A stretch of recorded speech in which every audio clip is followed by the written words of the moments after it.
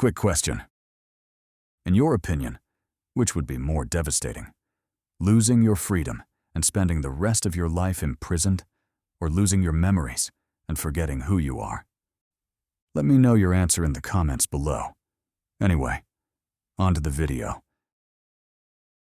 Our story begins in Oryu, Incheon, the city of milk, honey, and of course, South Korean porcelain bitches.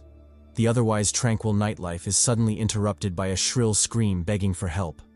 A baby had been abducted, and the mother was desperately pleading for anyone willing to step in. Normally, this would be the kind of situation where the masses rallied like crazy, dogpiling the perpetrator. But unfortunately, things were different this time. The villain was a monster, and no one wanted any part of that smoke. Not to mention, the few police officers who tried stepping up had all been clapped and folded like laundry, their corpses still sprawled on the ground. As such, the situation devolved into its current dire state, a monster holding a child hostage while the onlookers were too chicken to do anything about it. Realizing no one was going to step up and stop it, this big-belly, pyramid-head, always skipping leg day bastard decided to end things and check out early. It drew its hand back, then stabbed for the baby's head with its sharp, dagger-like claws. Blood sputtered in the wake of the attack. But contrary to the gruesome expectation of a mangled baby, the audience was shocked to see the monster missing an arm. Someone had blitzed past it, yeeting its arm clean off and saving the baby in the process. When everyone came to their senses, all they saw was a bleeding stump, a flying arm, and a mysterious man aura farming the shit out of the moment. Blood still dripped from his hand, confirming he was the one responsible for the monster's sudden amputation.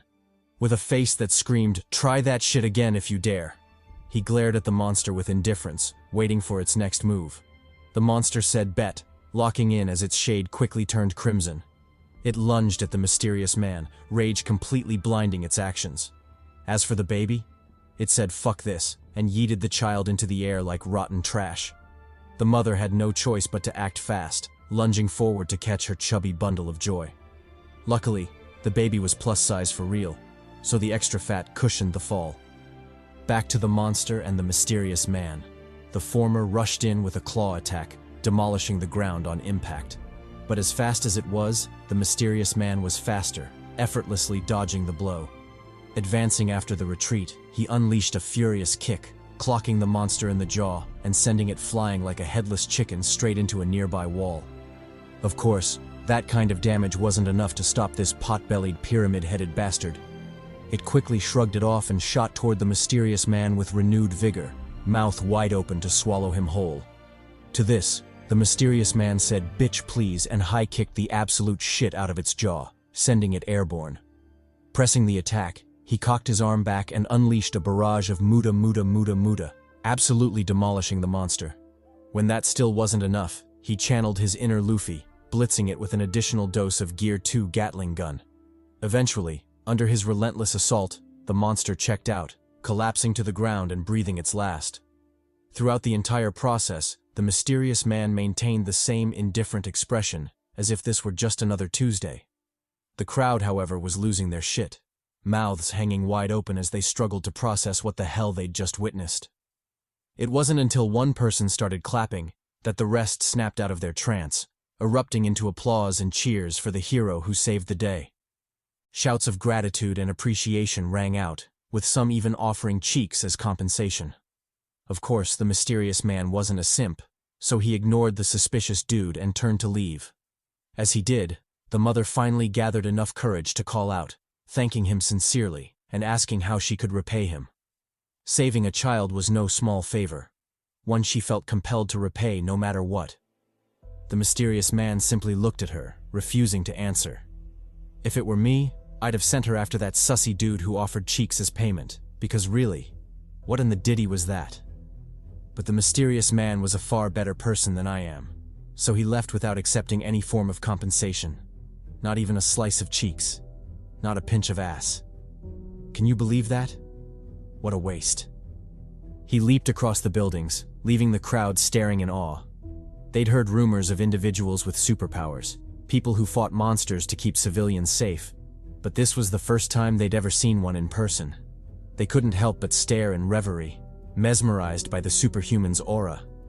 But setting all that aside, and ignoring the sheer Chad energy of the hero, was no one else going to talk about those pink pockmarked shorts? Whose grandma was missing her panties? Because this was some weird bullshit.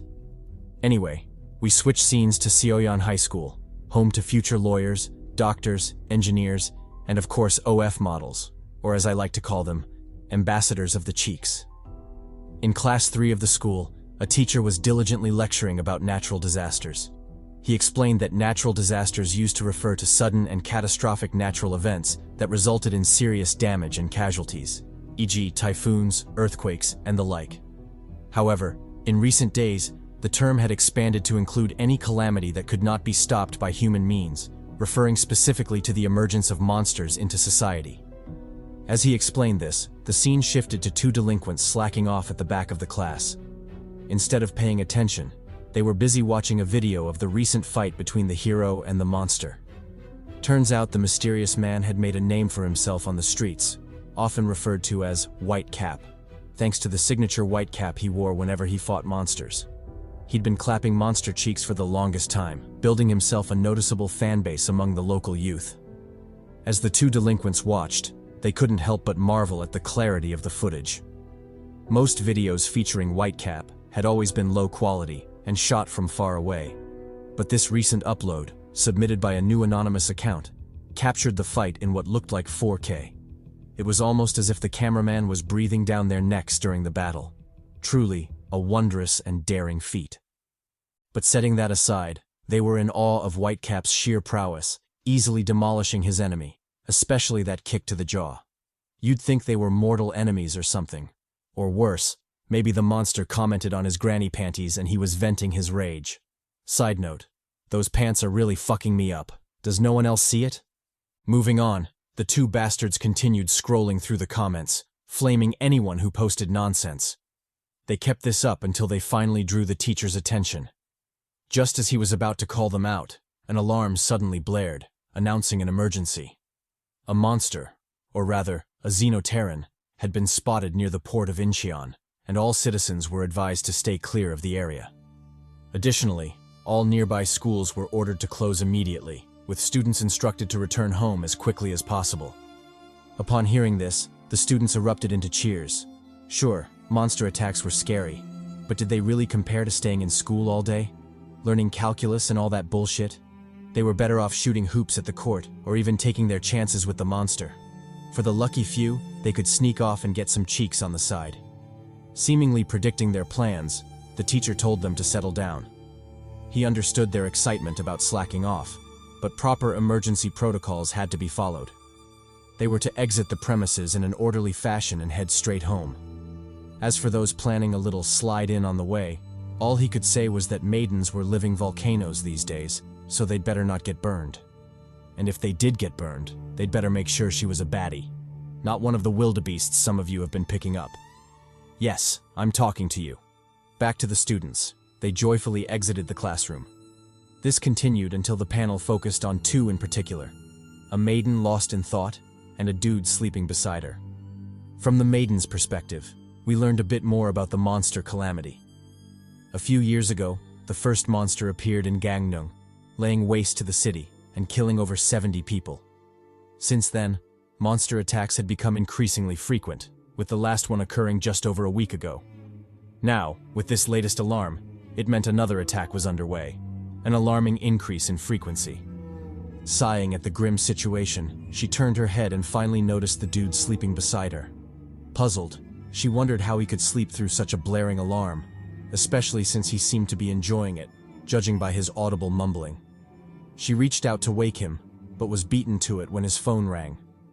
The sleeper was Kang Lim, the protagonist of the story and a certified badass, also known as White Cap, the vigilante hero. On the other end of the call was his homie and sidekick, Jury, briefing him on the monster attack. After reminding him to hurry his grandma panties wearing ass, Jury disconnected, leaving Kang to process the intel. That's when Kang noticed the baddie sitting beside him. Caught staring like a creep, the maiden quickly reminded him about the alarm and advised him to leave. Kang locked eyes with her for a moment, before unleashing the most outlandish yawn ever witnessed. Clearly, he wasn't fazed by the alarm in the slightest. On the contrary, She looked kinda bad. So how about dropping her number before she left? The maiden clicked her tongue in annoyance and immediately stood up to leave. A monster was attacking. People could die. And all this idiot was thinking about was pulling bitches. What kind of messed up priorities were those? She stormed out, leaving a horny Kang behind. Once she left, Kang immediately locked in. First, he checked his go bag, making sure everything was ready, especially his vigilante costume and earpiece. With the essentials confirmed, he snuck out of the classroom in search of a secluded spot to change. Meanwhile, at the port of Incheon, things were popping off. The monster was mid-massacre, forcing civilians to fight back or be obliterated in the chaos. One of them, a heavy cargo truck driver, rammed that bad boy straight at the monster, hoping to take it down on impact. Unfortunately, it barely tickled the Xenoterran and its monstrous constitution. It tanked the hit like a champ, stopping the truck with nothing but its body. Then, to the driver's horror, it cocked its arm back and delivered a crushing blow to the vehicle, and the man trapped inside. For some reason, it also felt the need to flash its cheeks while doing so. Kinda odd, but hey, who am I to judge the artist's weird fetishes? The panel shifted to other port workers hiding for their lives. The braver of the two peeked out to see the aftermath, but nothing could have prepared him for what he saw. A truck weighing tons had been effortlessly totaled by a creature of flesh. How absurd was that? What made it worse was that his hiding buddy was a total bitch, sobbing like a maiden instead of pulling himself together and finding a way out. Irritated beyond belief, he grabbed the guy by the shirt and yelled at him to lock in. If he kept sobbing like that, the monster would hear them, and that would be the end. Unfortunately, the warning came too late.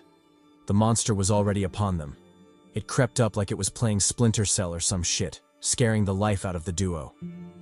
Back at the school, Kang had finished changing into his costume. He was on the phone with Jury, who was giving him live updates from the battlefield. And from the sound of it, things weren't looking good. Jury told him to hurry unless he wanted to arrive after everyone was already dead. Kang said bet and made his final preparations. With his school uniform stashed in the ceiling, he vaulted out the window and made a beeline for the port. Thanks to his superhuman abilities, he leapt across buildings with ease, rapidly closing the distance. Speaking of massacre, we cut back to the coward and the brave fool. After being discovered, they barely had time to react before the brave one was flattened by the monster's punch and sent flying like a rag doll. When he landed, there were no signs of life, his body reduced to a mangled, bloody mess. Seeing this, the sobbing coward tried to flee, but the monster was faster. With a casual swing of its palm, it slammed him into a container, crushing his head and upper torso like a ripe tomato. Done with that, it turned its attention to another worker attempting to escape. With agility completely unfitting of its size, it leapt across containers and quickly caught up. Grabbing the man by the head, it yeeted him across the port and straight into a cargo container. The impact left him barely able to move, coughing up blood. Unfortunately, the monster wasn't finished. It crept toward him, looming overhead like a god. The sight drained all color from the man's face. Still, the monster reached out to finish the job, only for a wrench to fly through the air and clock it in the head. The attack did no real damage, but it was enough to get its attention. Turning around, the monster saw the culprit, an old geezer clearly courting death. Meanwhile, Kang was still en route. His speed was ludicrous, covering distances faster than airplanes. As he closed in, Jury reported another update. The special Xenoterran defense forces had been deployed. Though they were complete trash and utterly worthless, Jury still warned Kang to avoid them so they wouldn't interfere. Kang said bet, and doubled his speed, finally laying eyes on the port. Back in the chaos, the old geezer was losing his shit. He yelled at the other man, On, to snap out of it. How many distractions did he need before On got his lazy ass up and escaped? Flinching under the monster's glare, the old man cursed his luck. He could have escaped alone, but his conscience wouldn't let him abandon his homie. Apologizing to his wife and kid in his heart, he accepted his fate. The monster glared at him, then turned and walked away, stunning both men. Just as they thought they'd survived, the monster said psych, grabbed a container, lifted it effortlessly, and hurled it straight at the incredulous geezer. Frozen in place, he couldn't process why the monster bothered pretending to leave if it was just going to kill him anyway. As the container of death hurtled toward him, a figure came flying in like a rocket. Kang, leg drawn back. With a devastating sidekick, he sent the container flying into the distance. The geezer stared in disbelief. Who was this guy? Where did he come from? And most importantly, did his cheeks really have to be that close to his face? He appreciated the help, but come on, boundaries please. Unbothered by the geezer's thoughts, Kang made his CHADY entrance, eyes locked on the monster. With a look that screamed, "I want all the smoke," he called it out. He didn't want peace. He wanted problems. Always. Thus, the two entered an intense stare-down, ready for the fade that would follow. Before they could clash, however, Kang took a beat to consult his partner and sidekick, Jury, asking if he should attempt communicating with the monster. Jury, who'd been monitoring the situation from the hidden camera in Kang's hat, told him to give it a try. Ever since they began their vigilante operation, they'd always made it a priority to try communicating with the monsters, mostly to understand them better and to figure out their motives and origins. If they could uncover those, then the likelihood of solving the monster problem would increase significantly. Unfortunately, they hadn't had much luck on that front just yet, as all the monsters instantly turned hostile. Still, they were hoping this time would be different. With that hope in mind, Kang initiated contact, asking the monster if it could understand him, and if it could, whether it would share where it came from and, most importantly, if they had fine monster bitches over there. The monster took a beat before responding with a growl, shocking the duo of hero and sidekick. But just before they could celebrate initiating successful contact, the growl became more guttural and loud, soon developing into a full-on bestial roar. Without so much as a warning, the monster dug its feet into the ground, shooting forward to commence the attack. It had both hands locked into a slamming position, using its incredible strength to pulverize Kang.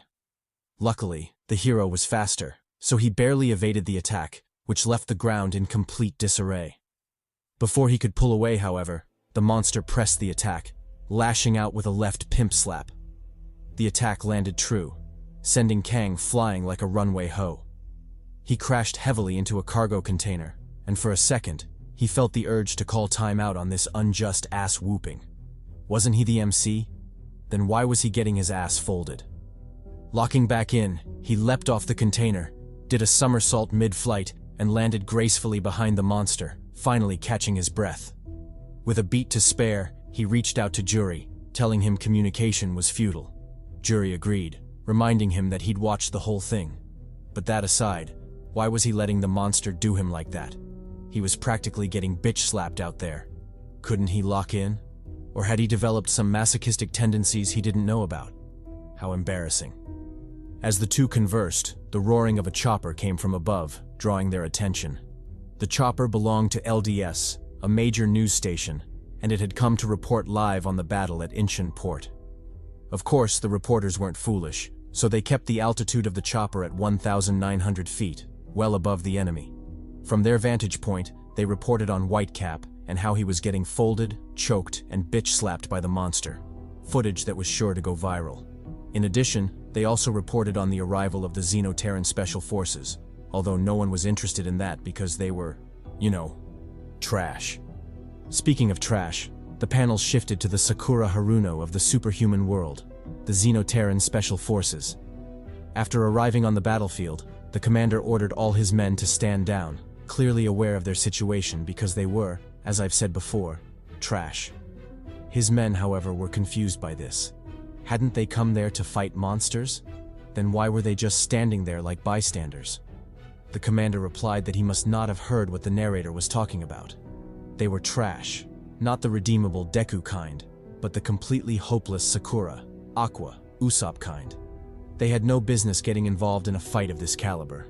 To put it into context, he explained to his men that Whitecap alone, based on their analysis, had the power and strength to wipe out their entire unit. The same was true for the monsters he fought. If either one decided to turn hostile against them, the only thing they could do was wash their necks and save them the trouble when they came to kill them. They were truly and without doubt complete garbage. Incredulous, one soldier looked at his commander oddly. If that was the case, then why the hell were they even there? The commander replied that first, It was for comedic relief for the homie NotNPC as he did this narration. Second, not all trash was useless trash. Just because they were lacking didn't mean they couldn't contribute to the situation. He said this while referring to the unit hidden in the van, their so-called Plan B. Back to the news report and Whitecap's clash with the monster. The whole ordeal was being broadcast live, meaning everyone at home and in the streets could see the fight. This included the baddie from before, who could very well be a waifu based on how much screen time she was getting. The same was true for the delinquents at school, who could possibly play a major role in the story as well. Now back to the actual fight. After tangling with the monster for a while and getting his cheeks clapped on every occasion, Kang finally put some distance between them. He was hoping to regroup and counterattack, but a left cross from the monster foiled his plans, forcing him to dodge pathetically. Rebounding off the cargo container, he shot toward the monster, opting to switch from defense to offense. His momentum was incredible, a hand cocked back to deliver a devastating punch. However, the monster hit him with a curveball. Just as he was ready to release that arm rocket, the monster shot out its tongue, catching Kang completely off guard. Thanks to his superb reflexes, he barely avoided the blow, though the move left him off balance, giving the monster a perfect opening to counterattack. Without missing the chance, it grabbed Kang by the leg, twirled him in the air like a princess, then yeeted his disoriented ass across the port, straight into the loving embrace of a thick-ass metal container. When the dust settled, all that was visible was a hole in the container and an awkward yet worried silence among those watching. Seeing this, the commander couldn't help but clench his cheeks. The situation had developed into one none of them had desired. With Whitecap out of commission, it was up to them to hold the fort until he got back up. But could they do it? Well, there was only one way to find out. He called out to Plan B, codename B, telling him it was his time to shine. B said bet, blew open the back of the van, grabbed the top, and somersaulted himself onto the roof, his landing as graceful and chatty as Spider-Man. With a rifle in hand, he took aim at the monster, releasing a huge round on its unsuspecting ass. The bullet traveled in stealth, caught the monster off guard, and landed a direct headshot on its Voldemort face-looking ass. That shot laid it out cold, making the onlookers wonder if the job was done. But before they could celebrate, the monster spanked the ground, using the rebound to slowly rise back up. Under the onlookers' incredulous gazes, its cheeks slowly turning crimson, it glared at the commander, seemingly asking, "Who shot that fucking bullet?" To this, the commander almost shit his pants. B, on the other hand, cocked another hot one into the chamber, let it fly, and landed another headshot on the monster. Regrettably, it tanked that one as well, seemingly unfazed by the bullets. Relentless, B continued chambering rounds and firing them, each one landing squarely on the monster's head. However, despite the huge caliber, armor-piercing rounds, and excellent marksmanship, the monster tanked all the bullets like they were nothing, steadily closing the distance. When it tanked the last shot, already close enough to initiate its counterattack, its aggressive momentum was suddenly interrupted by a shift in the air. Something wasn't right, and B sensed it as well. They both collectively turned toward the disturbance, the source of the unsettling aura they were feeling. The cargo container Kang had been thrown into. To their shock, a series of clanging sounds echoed, proving that someone was clawing their way out. Before long, Kang emerged, his face partially hidden in the shadows. A striking visual indeed. But contrary to the pissed-off state one might expect, he was surprisingly chill, almost as if he hadn't been bitch-slapped into a container just minutes ago. His main concern was that he'd avoided landing in the ocean, rather than the severe embarrassment of getting tossed around like a ragdoll. Seeing that he was fine, Jury finally heaved a sigh of relief. He told Kang to forget about initiating contact. The monster clearly had no intention of cooperating, or it simply lacked the ability to do so. Moving forward, the only thing that should be speaking was his hands as he fed it that left-right, "Good night." Kang said bet and locked in, his aura suddenly growing intense. He marched up to the monster, his killing intent overwhelming. The monster flinched at the change, but by then it was already too late. Kang took another step forward, and in the next second, his figure blurred out of sight.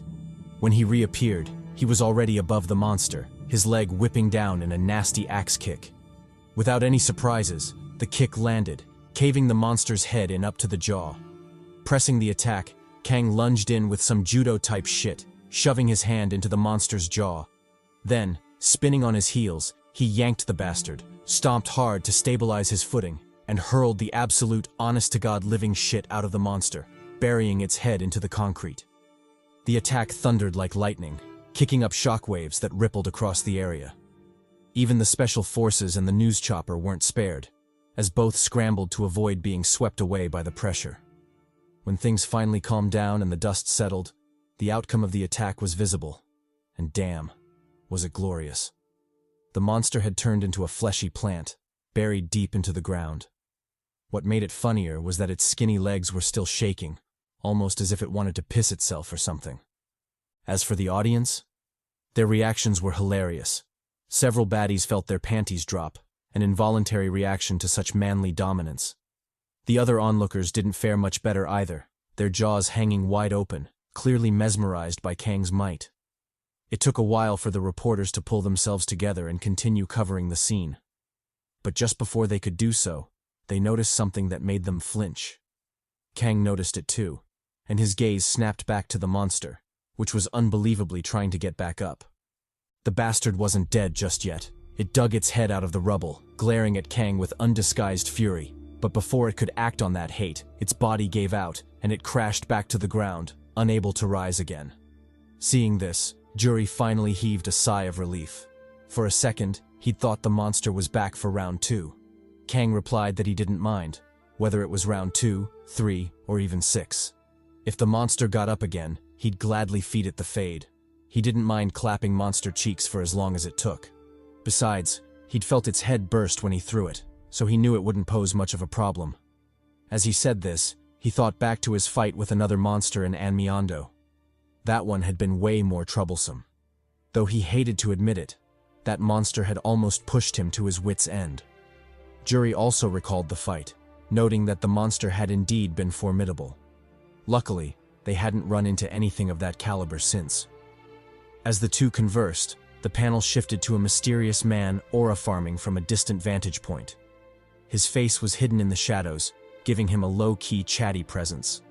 He'd been there to watch the entire fight, and from his smile, he was clearly satisfied with what he'd seen. Kang was just as ruthless and bloodthirsty as the rumors said, and more importantly, his strength was the real deal. Addressing his equally mysterious partner, he asked if she agreed with his assessment. She remained silent, her face sinking deeper into the shadows. Seeing this, the man chuckled before leaping off the edge, instructing her to wait for him. Whatever he had to do wouldn't take long. He landed behind Kang, catching him completely off guard. With a new potential enemy in the fray, Kang immediately went on high alert, his senses pushed to the extreme. He turned to face the newcomer, confidently asking who he was and what he wanted.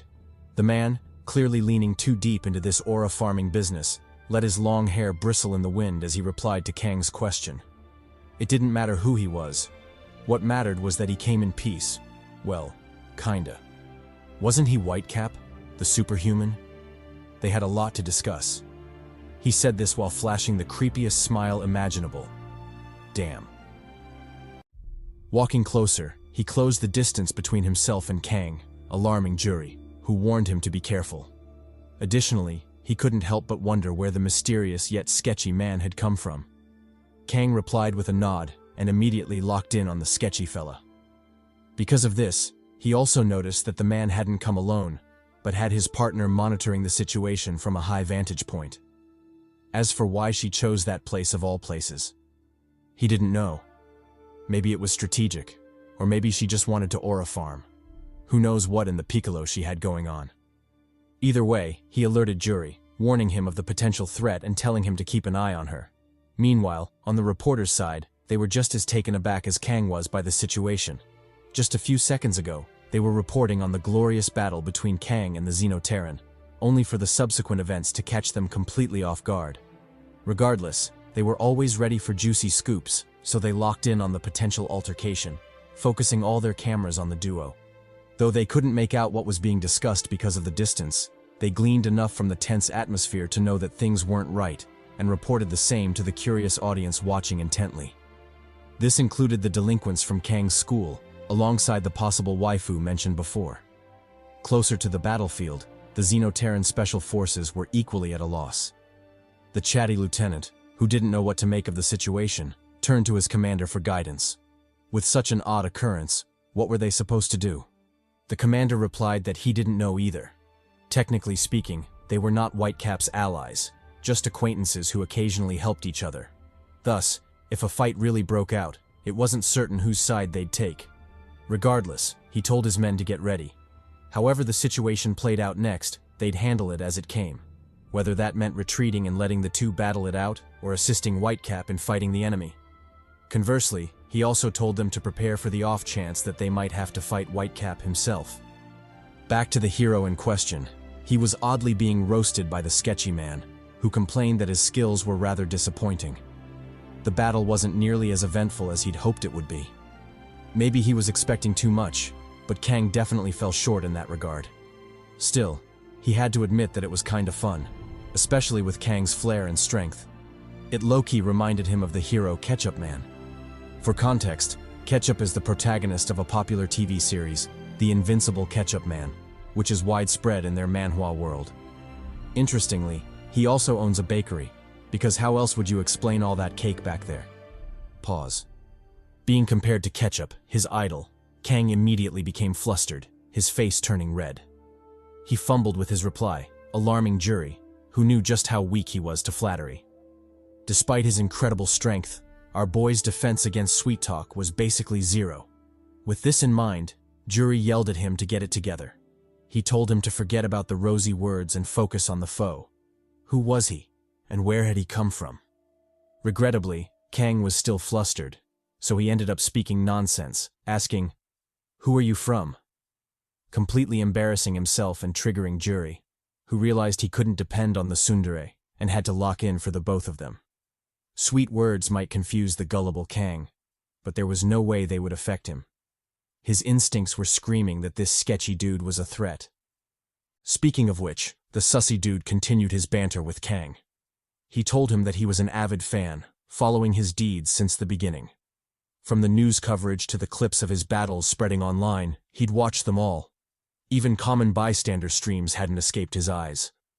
What was funny was that whenever a Xenoterran alert went off, he would somehow always appear on the scene, almost as if he already knew where to go. Wasn't that interesting? And how did he know exactly where to go? He asked this while looking at the camera on Kang's hat. Grinning playfully, he told Kang not to worry about it. He wasn't there to cause trouble. Although he was glad to finally see him in action firsthand, he had other matters to attend to and hadn't come there purposely for him. Plus, he wasn't his enemy, so why worry? Kang replied solemnly, asking why he should believe him. As far as he was concerned, the mysterious man was sketchy as hell, giving him Taemin vibes. If he wasn't careful, he might just get stabbed in the back. To this, the sketchy man, who we'll temporarily call Foxeye, kept his mouth shut, refusing to answer. Jury, on the other hand, reminded Kang of a similar encounter in Samchok. Back then, mysterious men in black suits had shown up claiming to be allies, but the second Kang dropped his guard, they tased him, obviously planning to kidnap him. To Jury, this situation was eerily similar, so he advised Kang to proceed with caution. They didn't know if Foxeye was working with the government or if he was a military asset. Either way, it was better for him to leave the place as fast as possible. Kang acknowledged the warning and prepared to leave, but before he could make his move, Foxeye mentioned something that caught his attention. He said that ever since the appearance of people with special abilities like Kang, the world had chosen to label them with a special title, superhuman. Well, he would have him know that he too was a superhuman, just like him. On top of that, they weren't the only ones. There were several others besides them, each living their own lives, either privately or publicly. But one thing they all had in common was that they defied common sense. Whatever people considered normal was utterly irrelevant before them, easily overturned by their absurd power, way beyond anyone's wildest imagination. Hearing this, Kang was surprised, but Jury easily accepted it, having already suspected as much. He'd heard rumors of 2 superhumans in America and Europe, so this news didn't come as much of a surprise. Even so, as far as he knew, Kang was the only superhuman in Korea, so where had this bastard crawled out from? Speaking of America, the scene switched over to an unidentified city somewhere in the country. in a secret base giving off Batcave vibes, an operator was watching the scene from Korea live. Although he was equally confused about the developments, he couldn't help but point out that Foxeye seemed suspicious as fuck. Addressing the person behind him, he asked what they thought. The figure, who turned out to be female, or rather, she-male, replied that she wasn't sure, but one thing was definitely clear. The one with the long hair was creepy as hell. Plus, she couldn't shake the feeling that she knew him from somewhere. Leaning closer, she asked the operator if they could get audio from the conversation. The operator replied that it was impossible. Although he was also curious, the feed wasn't picking up what they were saying. Elsewhere in Scotland, inside a Burger King, plagiarized from Burger King, the same scene from Korea was being broadcast live. Among those watching was a chubby queen, whom I'm assuming will be important to the story later on. Right now, however, her friend urged her to hurry up, or they'd miss their Justin Bieber concert. It's strange that such a geezer is still excited by such things. But hey, who am I to judge? Meanwhile, in Moscow, a similar scene was playing out. Two men were glued to the screen, watching the broadcast from Korea with fervent gazes. Although they were just as clueless as everyone else about Foxeye's origins, they unanimously agreed that he was rather unsettling, a true sore to look at. Which is honestly hilarious, because it's like the pot calling the kettle black. Don't these bastards own a mirror? Anyway, back to Incheon, Korea. Having recovered from the shock, Kang told Foxeye that he didn't care. Whether he was a superhuman or not had nothing to do with him, so he should just leave him alone. He said this while turning around, clearly intending to leave. To this, Foxeye laughed awkwardly, asking why he was in such a hurry.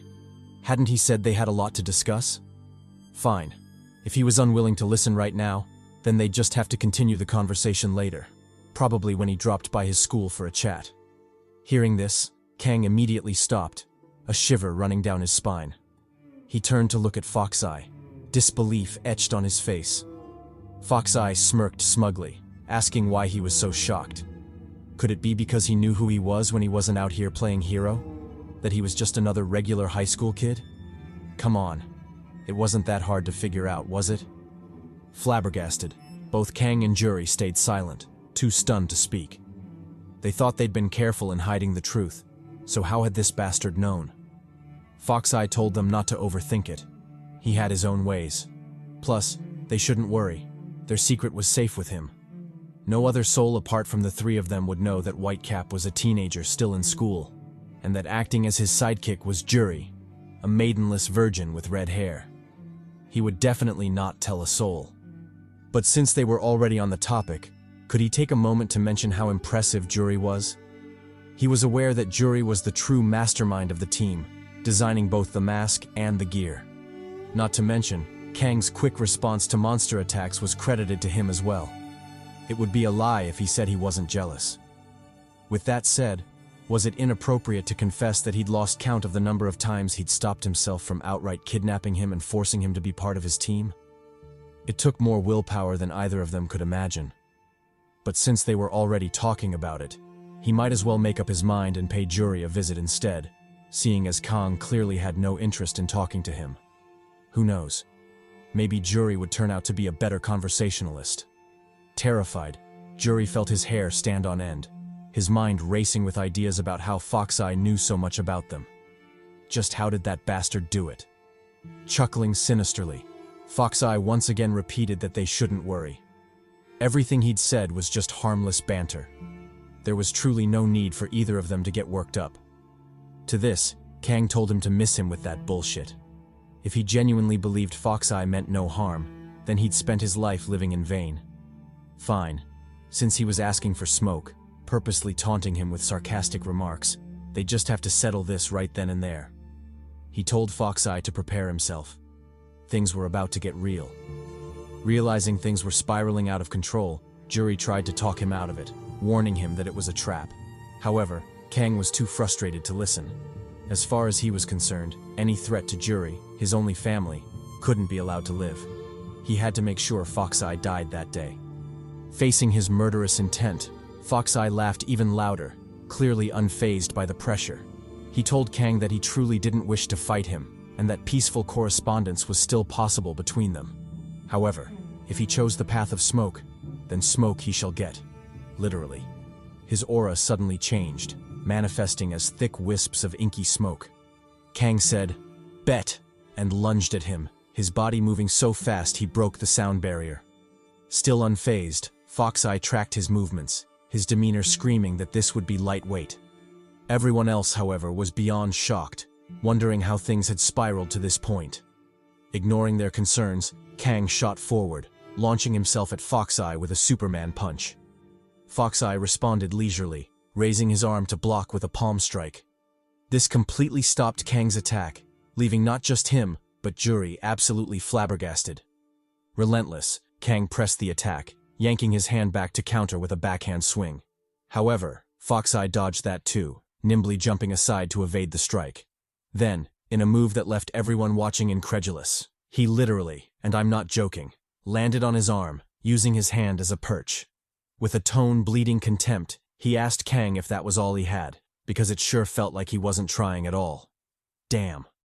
Then, with even more graceful and nimble movements, he leapt off Kang's arm, somersaulted thrice mid-air, and landed a short distance away, all because he could. Still maintaining the contempt bleeding through his lips, he told Kang to take the fight seriously if he hoped to even stand a chance against him. Such half-hearted attacks wouldn't get him anywhere, if not straight to an early grave. Besides, courtesy and sympathy had no place on a real battlefield, so what the hell was he even doing? Growing more stern, he told Kang to remember what he'd said before. He too was a superhuman. So if Kang decided to go down this route, to seek him out for some fade, he'd better be prepared to give it everything he had. Otherwise, the only thing promised to him would be death. He said this while releasing an intense, bone-chilling aura, proving that he meant every word. Kang wanted to respond, but Fox-Eye cut in again. He told Kang to think it over carefully. Apart from the fight between them, he also had to consider the bigger picture. If they truly fought each other, there would be nothing left of this place. Everything and everyone around them would be dragged into the conflict, so he'd better think carefully before making his next move. As for himself, he was down for whatever, so Kang could bring it on any time. Kang took a moment to think, and realized that what Fox-Eye said made sense. In addition, Juri whispered in his ear, encouraging him to handle the situation more delicately. He explained that the cost-benefit ratio of fighting Fox-Eye right now wasn't worth it. First, they knew nothing about him. Second, everything and everyone around them would indeed be implicated, and Kang wouldn't want that.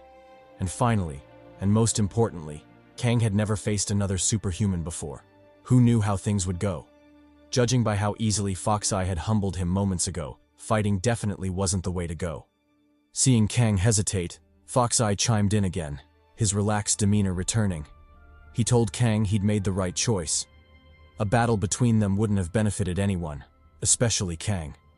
Then, with the same nonchalance he'd had upon arriving, he briskly turned to leave, informing Kang that they'd meet again. As for their earlier conversation, they'd wrap that up at their next meeting as well. Kang studied him for a moment before calling out, telling him to wait. With a face that screamed, "I won't settle for this," he asked for Fox-Eye's name. If he couldn't even leave that behind, then he might as well buckle up for a brawl, because there was no way Kang was letting him walk away. To show his sincerity and goodwill, he introduced himself first, saying that he was Kang Lim. Fox-Eye smiled at the taunt before responding, stating that his name was Nanki. As for his other details, Kang would have to earn that information. Then he turned around and left, regrouping with his partner, who was revealed to be Danyang. Seeing through his brave facade, Danyang asked to take a look at his arm. Turns out Kang's attack wasn't as useless as it seemed. He'd actually dealt significant damage to Nanki, enough to leave a bruise. Puzzlingly, Nanki had opted to keep it hidden until Danyang exposed him. Responding with the same carefree smile, he told her not to worry about it. It was just a small bruise. He'd be golden in no time. But that aside, it was about time they left the place. Danyang nodded, and the two vanished, teleporting directly from the port. This left Kang, Juri, and everyone watching completely flabbergasted. Partly because they'd never imagined such sci-fi abilities actually existed, but mostly because the altercation ended far too anticlimactically for their taste. For example, the group watching from the States openly expressed their dissatisfaction, saying they'd been hoping for some fun shit to happen. But with an ending like that, how could anyone feel satisfied? The same vibe was true for the party in Moscow. One of them outright cursed Foxeye. He'd arrived with such swagger, so how could he just leave like that? His partner replied that it was the logical thing to do. If they'd fought, the battle would have implicated everyone, possibly leveling the entire port. From that perspective, not fighting was indeed the right choice.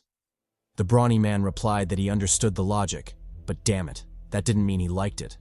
Plus, wasn't it more fun when things went to shit? A little chaos never hurt anyone. Shifting back to the port, Kang was just about to leave when voices called out for him to stop.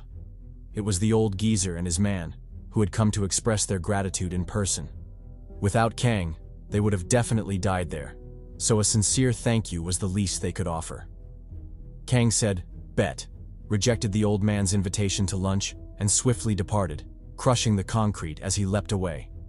His silhouette soon became a fleeting blur, shooting into the distance amidst the Special Forces' awe. After he left, the commander finally snapped back to his senses and began organizing post-battle logistics. Casualties had to be tallied, and most importantly, the Xenoterran's corpse had to be secured.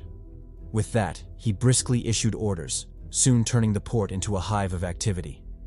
While this was going on, Agent B voiced his own complaints. He informed the commander that the experimental ammunition was severely lacking. It wasn't just the shape or explosiveness. The whole thing was a letdown.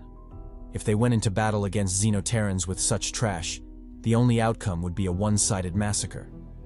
The commander responded with a grave expression, indicating that he understood. He promised to speak with the researchers and hopefully have them develop weapons capable of supporting them in their fight against monsters.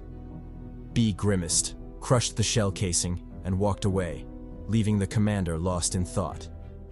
As he mulled over their uncertain future, a call came in, snapping him out of it. Looking at the caller ID, the commander's expression immediately changed. Damn it. Why did it have to be him? Still, it was his direct superior, so he had no choice but to answer. Upon connecting, the commander immediately began giving a situation report. He told General Ojin Baik that the battle was over, and Whitecap had left after defeating the Xenoterran. The general asked why he was only reporting in now. Hadn't he given specific orders to be informed the moment the situation was resolved? The commander fumbled his reply, saying he was just about to call. The general told him to spare the excuses. Since he was hard of hearing, the commander should listen carefully to his next words.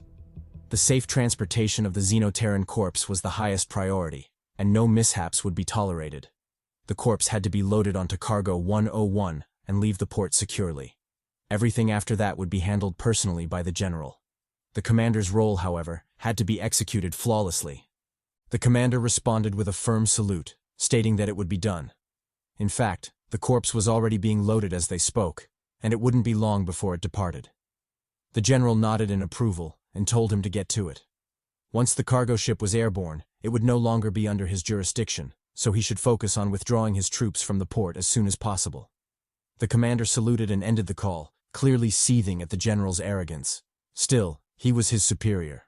What could he do about it? Meanwhile, on the general's end, barely a second passed before he dialed another number. From his demeanor, it was clear he too answered to someone higher up. When the call connected, the general endured the other party's arrogance and delivered his report. He spoke about the Xenoterran attack, the casualties, and Whitecap's role in resolving the crisis. Halfway through, however, the other party rudely told him to get to the point. He had no interest in hearing such nonsense.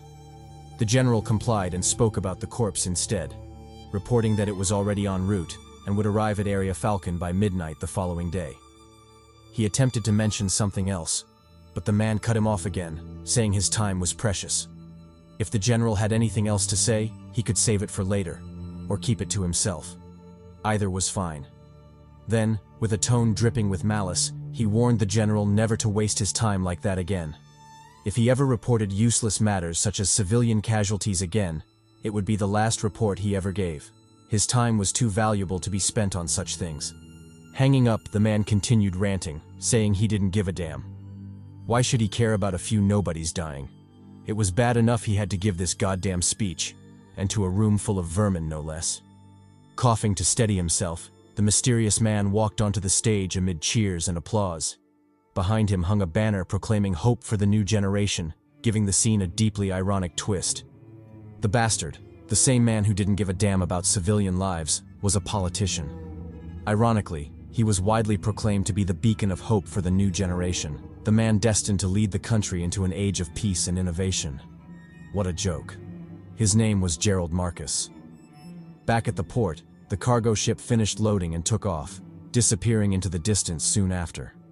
As it left, the lieutenant couldn't help but ask the commander what kind of ship it was, and why there was so much secrecy surrounding it.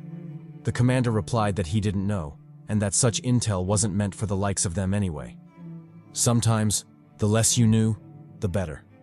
At the same time, Nanki and Danyang, hidden nearby, watched the cargo ship depart. It turned out their true objective at the port hadn't been to fight Kang at all, but to track the ship, or more specifically, the Xenoterran corpse and the mysterious area Falcon it was being transported to. Did someone say super soldier secret research?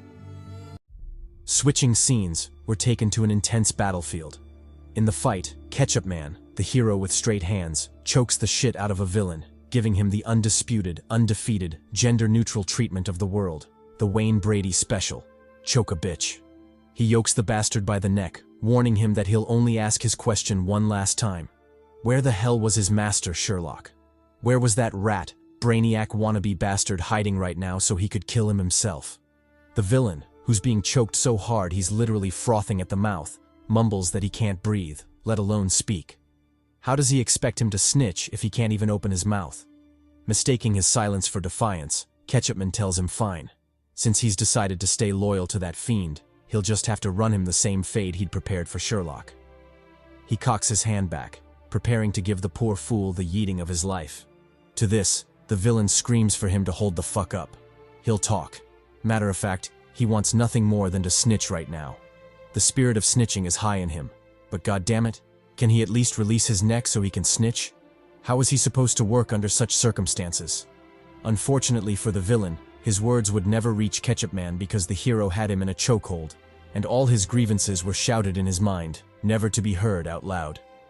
Thus, without much suspense, and still believing the villain was being defiant, Ketchupman yeets him to the ground, where he crashes with a miserable groan and a cloud of dust. Feeling that blow was insufficient, the brute hero dives after the villain, cocking his hand back for his signature technique, the invincible ketchup smash. An all-inclusive, gender-neutral smash to the gut, rocking the villain's shit and leveling the ground beneath him amidst his pitiful screams. Exhaling a breath of turbid air, Ketchupman tells the whimpering villain to toughen up. Why is he screaming so much when he's barely used a fraction of his power in that punch? Is he just weak, or is he pretending? Regardless, he makes it clear that it has no impact on him. If he decides to feed him Fade, he'll definitely do so. But lucky for him, he's feeling rather benevolent right now, so he'll let him go, on the condition that he passes a message to Sherlock. He tells the villain to inform his master that he's the guardian of Earth, and no one, and he means no one, will threaten it as long as he's alive. Meanwhile, as Ketchupman dishes out his vigilante, Batman-like justice, a crowd of onlookers is attracted to the commotion and quickly gathers around. They say a bunch of glazing things about the hero, some even making it slightly suspect with their zesty remarks. Nevertheless, it's obvious they truly admire him and genuinely appreciate his crime-fighting deeds. It's not only them, even the reporters who show up afterward proceed to glaze Ketchup Man, reporting on his glorious fight and embellishing his feats by saying he defeated the enemy in an instant, whooping him so badly the bastard almost cried out for his mommy. Speaking of which, Ketchup Man was indeed blitzing the shit out of the villain. He hits him with JoJo's Muda Muda, forcing the villain to cry out in pain and protest. Didn't he say he'd release him? Then what the hell was this shit? Still hitting him, Ketchup Man replies that he's changed his mind. Just like he can decide to be a villain, he too can decide to run him this Fade and speak to his face directly, with his fists, of course. Done with his Gotham justice, Ketchup Man rises to the crowd's cheers, his face a mask of competence and savagery.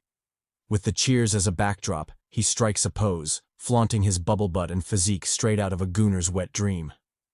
As this happens, the reporters continue to glaze him, calling him Earth's mightiest hero, and the one who will protect them from any evil that comes. It's also during this time that we learn the recent events weren't real at all, but scenes from the popular TV show, The Invincible Ketchup Man. And watching this show is the fanboy Kang Lim, nestled before the TV, with his sidekick Jury sleeping carelessly behind him. Startled by the commotion, a grumpy Jury wakes up to find Kang up to his shenanigans again.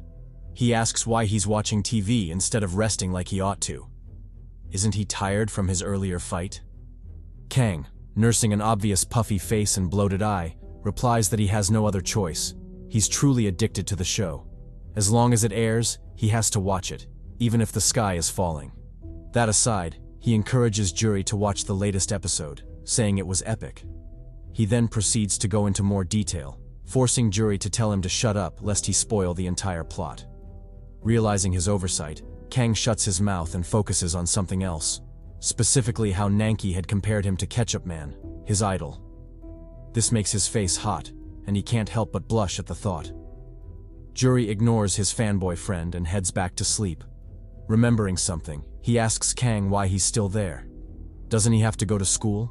Or is he fanboying so hard he's forgotten that school isn't closed today?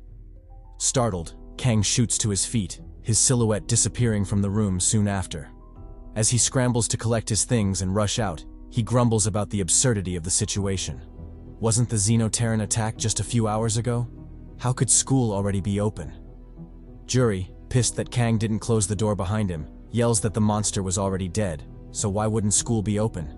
He tells him to hurry his ass up, otherwise he'll truly be late. A few minutes later, en route to school, the frantic Kang is drawn to a conversation taking place ahead of him. The topic is Whitecap, his secret identity, and his latest fight against the Xenoterran and Nanki.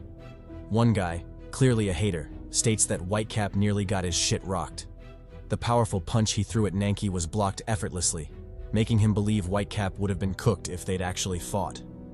His friend counters, saying that although he was rocked, he wouldn't go as far as to say his shit would have been cooked. Whitecap was equally formidable after all. The hater insists, encouraging him to ask anyone else. They should have seen it too. His friend snaps back, telling him to shut his mouth. He sure has a lot to say for a keyboard warrior who hides behind a screen while others fight for their lives.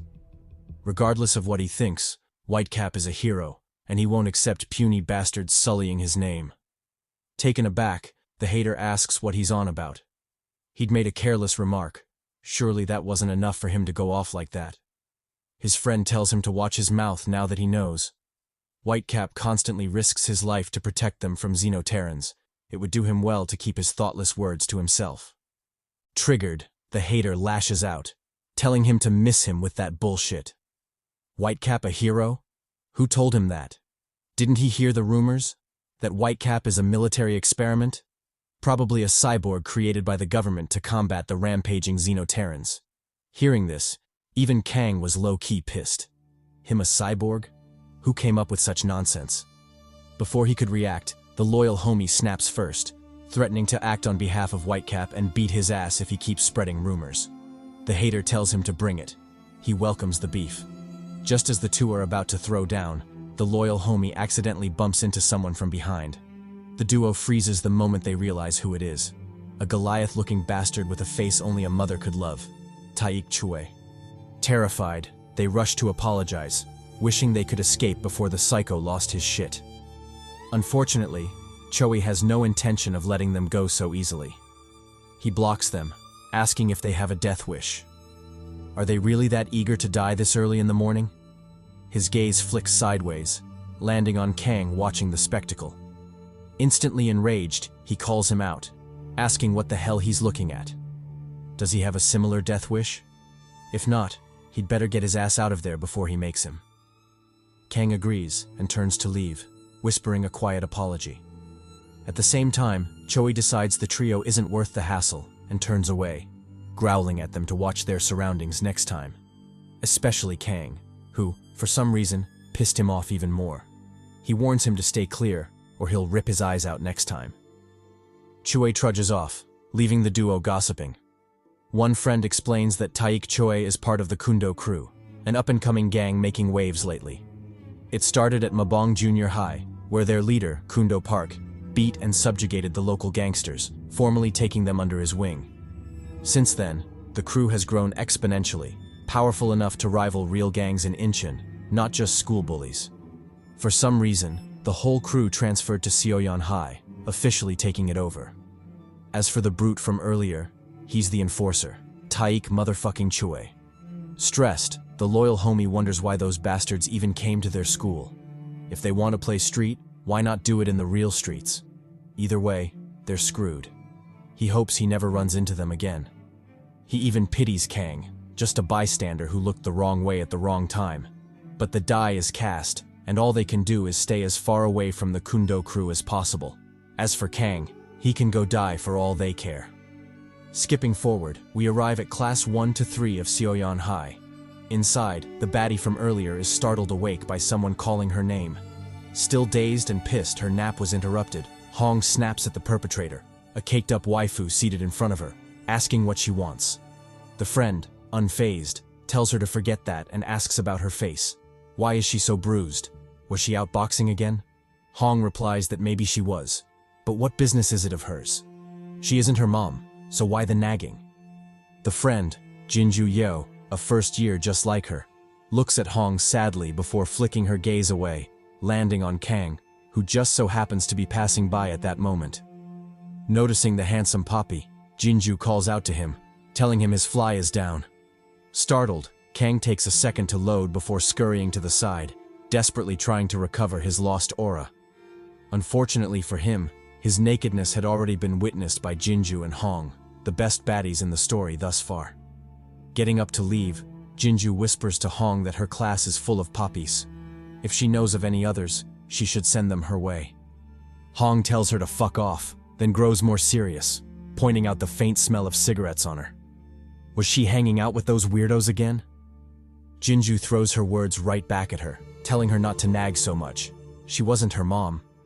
Pausing at the entrance, she turns to Hong with a mischievous smile and proposes a deal. She'll stop hanging out with the crew if Hong quits boxing. So, do they have a deal or nah? Hong sighs in defeat, deeming her hopeless. But just as she's about to say her piece, she notices something that catches her attention. Kang still fiddling with his zipper.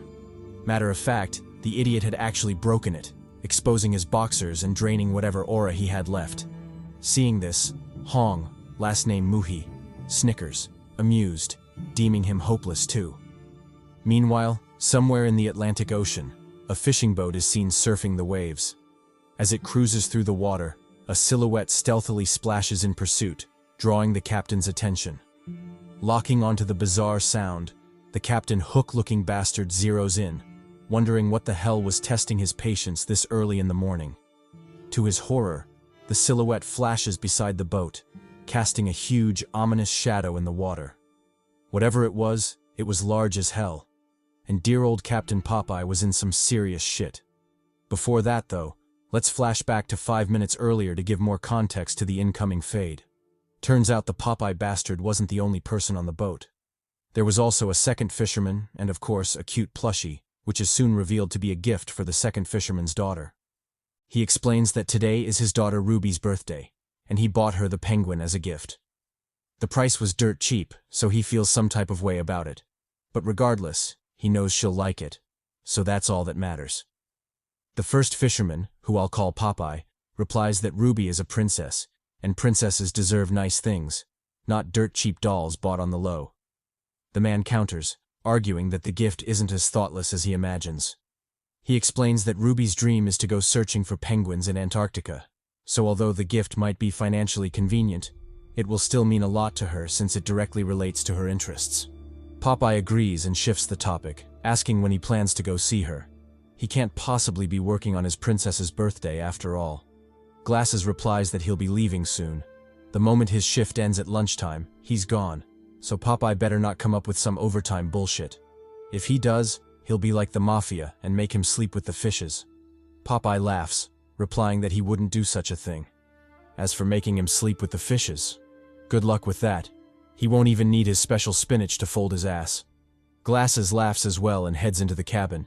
As he does, he laments that his daughter has been growing more and more distant lately, and it's all because of his job. It keeps him so busy he barely has time to spend with her. Just the other day she told him she barely recognizes his face, and that hit him hard. So as a result, he's decided to cut down on work and spend more time with his princess. Hopefully, after this birthday, he'll never hear hurtful things like his daughter forgetting his face ever again. Popeye sympathizes and reflects on his own situation with his daughter. Painfully, he realizes he's never given her a proper gift, not even on her birthday. He can't help but grow melancholic, wondering if it's too late. She's already an adult after all. Noticing this, Glasses tells him not to give up. Even if she's grown, there's still time to make things right. Popeye nods and changes the topic, hoping to distract himself from the ache in his heart. He tells Glasses to place the doll in the cabin. Otherwise, the seawater might mess up the thoughtful gift he picked out. As he says that, the timeline catches up to the present moment, right when he notices the shadow in the water. And similar to how things played out before, the shadow flashes to the boat's side, puzzling Popeye, who is suddenly getting a very bad feeling about the situation. Meanwhile, inside the cabin, Glasses continues his banter, completely oblivious to the dire turn of events outside. He says something about the plushie, but obviously Popeye is too distracted by the looming shadow to pay it any heed. His eyes are locked onto the silhouette, evident horror flashing within them as the shadow shoots out of the water, arm raised to deliver a deadly blow. Before Popeye can react, the arm comes down with the might of a demigod, obliterating him along with the lower half of the fishing boat. The boat sways violently, rocking Glasses, who struggles to understand what the hell is going on. Was Poseidon attacking them or something? Otherwise, why would the boat be throwing it back like that? He heads out of the cabin, ignores the narrator's wild remarks, and goes to investigate exactly what is happening. As he steps outside, he comes face to face with a scene that will haunt him for the rest of his life. A life that is bound to be rather short based on what's going on right now. A monster, or rather, a Xenoterran, has squashed the shit out of Popeye, flattened his head, and is now standing in the boat, glaring at him menacingly. The sight scares the hell out of Glasses, who belatedly realizes he won't be seeing his family and daughter again. Damn. Back at Seoyeon High School, we're taken to Class 1-3, where a lesson is underway. However, unlike regular classes, the teacher is talking about the recent monster attacks and what they mean for the country. He starts off by shedding light on the situation, explaining that the frequency of monster attacks has been increasing lately, with the count totaling 3 in that year alone. He also explains that the monsters, or rather Xenoterrans as they're called, are a legitimate threat to the people, with many dying each time they reveal themselves. It's no wonder everyone is terrified, with some even refusing to leave their homes for fear of an attack. Regardless, they are now a real part of reality, so it's best to talk about them and understand as much as possible. Know thy enemy and all that shit. Looking at the overly attentive faces of the students, faces they never show during normal lessons, teacher Changsik Park can't help but feel a twitch in his lips. If only they were this focused during regular classes. Nevertheless, he ignores the thought and continues. To kick things off, he explains the origin of the name Xenoterran. Xeno means different in origin, foreign or strange. Just like it's strange that your girl gets random late-night texts from Burger King telling her to come pick up a large package. Damn. Terran means monster, and can also mean inhabitants of Earth. Put together, the name best describes the species. Strange monsters. Name aside, a lot of information has been gathered since they first appeared a couple of years ago. For example, they are strong as hell. They have the physical ability to total a freight truck with a single blow and still have enough stamina to continue battling. Not only that, their speed is monstrous too, with some clocked at over 124 miles per hour. Thus, it's no exaggeration to call Xenoterrans walking calamities, with massacres occurring almost every time they appear. Since their first appearance 5 years ago, a total of 37 Xenoterran attacks have been recorded, resulting in 517 casualties, with many more injured. As for Korea, 6 attacks had occurred, not counting the previous days, which brings the total to 7. In that most recent attack, 14 people lost their lives, and the number would have been higher if not for Whitecap and his timely intervention. Of the 7 attacks in Korea, 5 were handled by Whitecap alone. The other 2 are mysterious, to say the least. The conditions surrounding their resolution are covered in dense fog, obstructing any meaningful attempt to investigate. The 5 handled by Whitecap, however, are straightforward. Mokpo, Samcheok, Taiyan, Oryu, and Incheon port. In all those cases, Whitecap crashed out, obliterated the Xenoterran, and saved lives. But because of that, and because of his existence alone, people can't help but draw a connection between him and the monsters. Who is he? Where did he come from? Is he a military cyborg? Or worse, is he somehow related to the appearance of the monsters themselves? There's plenty of speculation, but no concrete evidence. Whitecap and the Xenoterrans remain mysteries. Still, that hasn't stopped people from fearing Xenoterrans and worshipping superhumans, believing they are humanity's last hope, a beacon lighting the path into the future. Changing topics, Park talks more about the two attacks not stopped by Whitecap. Although many of the details are shrouded in mystery, a fair bit is known about each incident. For example, the first attack in Pohang, 2015. That was the very first Xenoterran attack ever recorded, making humanity aware of the existence of these strange creatures. It was gruesome. Dozens of corpses scattered across the site, and many more injured. Puzzlingly, among the bodies was the corpse of the attacking monster itself. It had been slain by a mysterious individual whose whereabouts are, as you might have guessed, still unknown to this day. The second attack is even more bizarre, not to mention the most tragic Korea has dealt with so far. A total of 75 people died that day, with over 100 severely wounded. It was a true nightmare, made worse by the fact that the monster escaped. To this day, it remains the only Xenoterran to reveal itself and live to tell the tale. Because of that, it was given a name, Heptahorn, modeled after the 7 horns protruding from its body. Eyewitness testimonies paint a grim picture. Just as countless people were being slaughtered, humans dropping like flies, a giant, long-haired man appeared and fought Heptahorn. But the man soon disappeared, followed by Heptahorn, who rose into the air before vanishing as well. This series of events stunned the public. Experts went crazy trying to crack the code, but none have been successful so far. The best theory they've come up with is that Heptahorn fought and killed the meddling giant, but suffered grievous injuries in the process, forcing it into hiding as it waits for another opportunity to strike.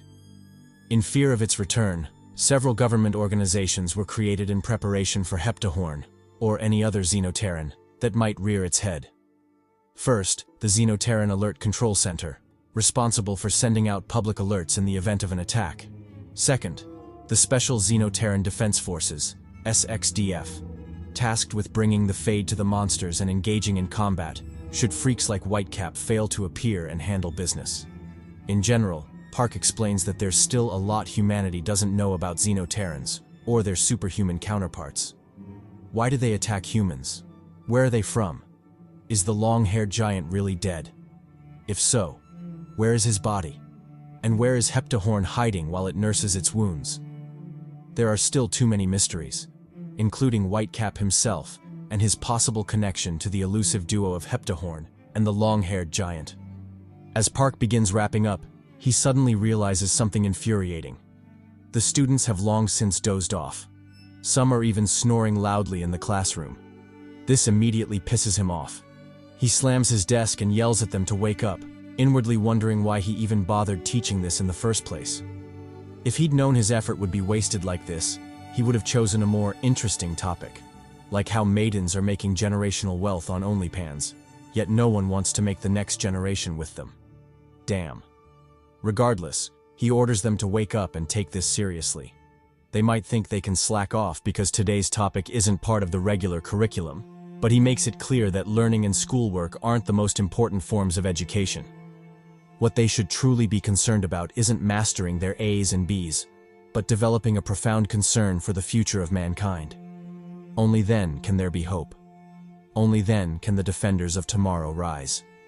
He advises them not to take things at face value, but to learn how to see beyond what is shown. He goes on a full philosophical rant, but there's no way your boy is narrating all that. Just know he tells them not to obsess over books alone. Go out there, experience life, pull bitches, actually play the game called life.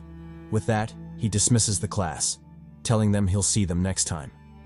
A while later, Teacher Park is shown driving down the streets, talking to his wife on the phone about their son. From the conversation, it's hinted that it's their son's memorial, and he's heading to meet his wife to honor the memory of their lost child.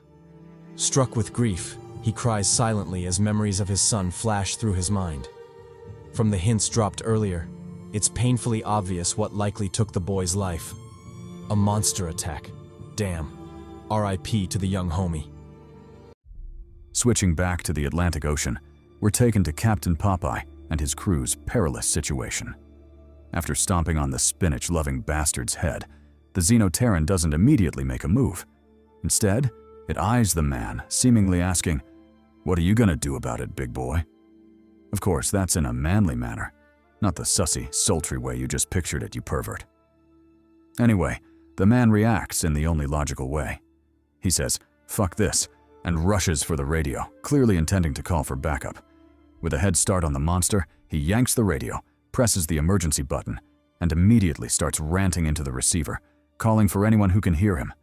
But before he can pass on his location and the name of his ship, the monster attacks from behind, slamming his head ruthlessly into the wall. The single blow leaves his face in ruin, his breathing coming out in ragged, heavy gasps. The monster, however, stays unfazed and lifts him up, its massive hand palming the poor bastard's head. It draws him closer, casting its eerie, bizarre eyes onto him. Sensing his impending doom, the man cries bitterly, asking to be spared. He doesn't want to die just yet. He still has a birthday party to attend. He still wants to see his little princess again, goddammit. Unfortunately, the world is cruel, and plot armor can't be wasted on the likes of him, so he inevitably meets his demise, choking, unwilling sobs echoing in the background.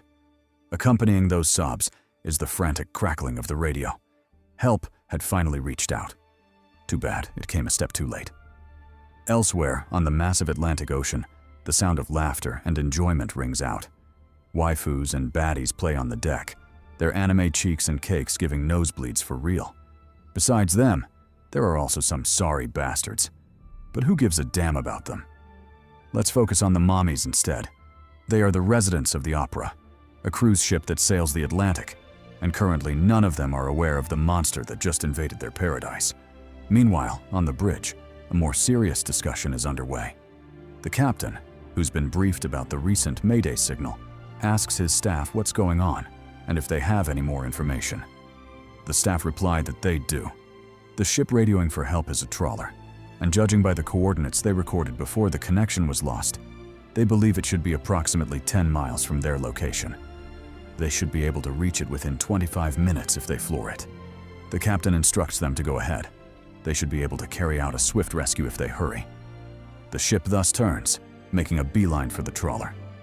25 minutes later, they arrive at the location, but judging by the mess on the ship, things aren't as simple as they seem. The corpses of both Popeye and his man lie sprawled on the ground, yet an identical man stays standing, beckoning for the cruise ship to approach.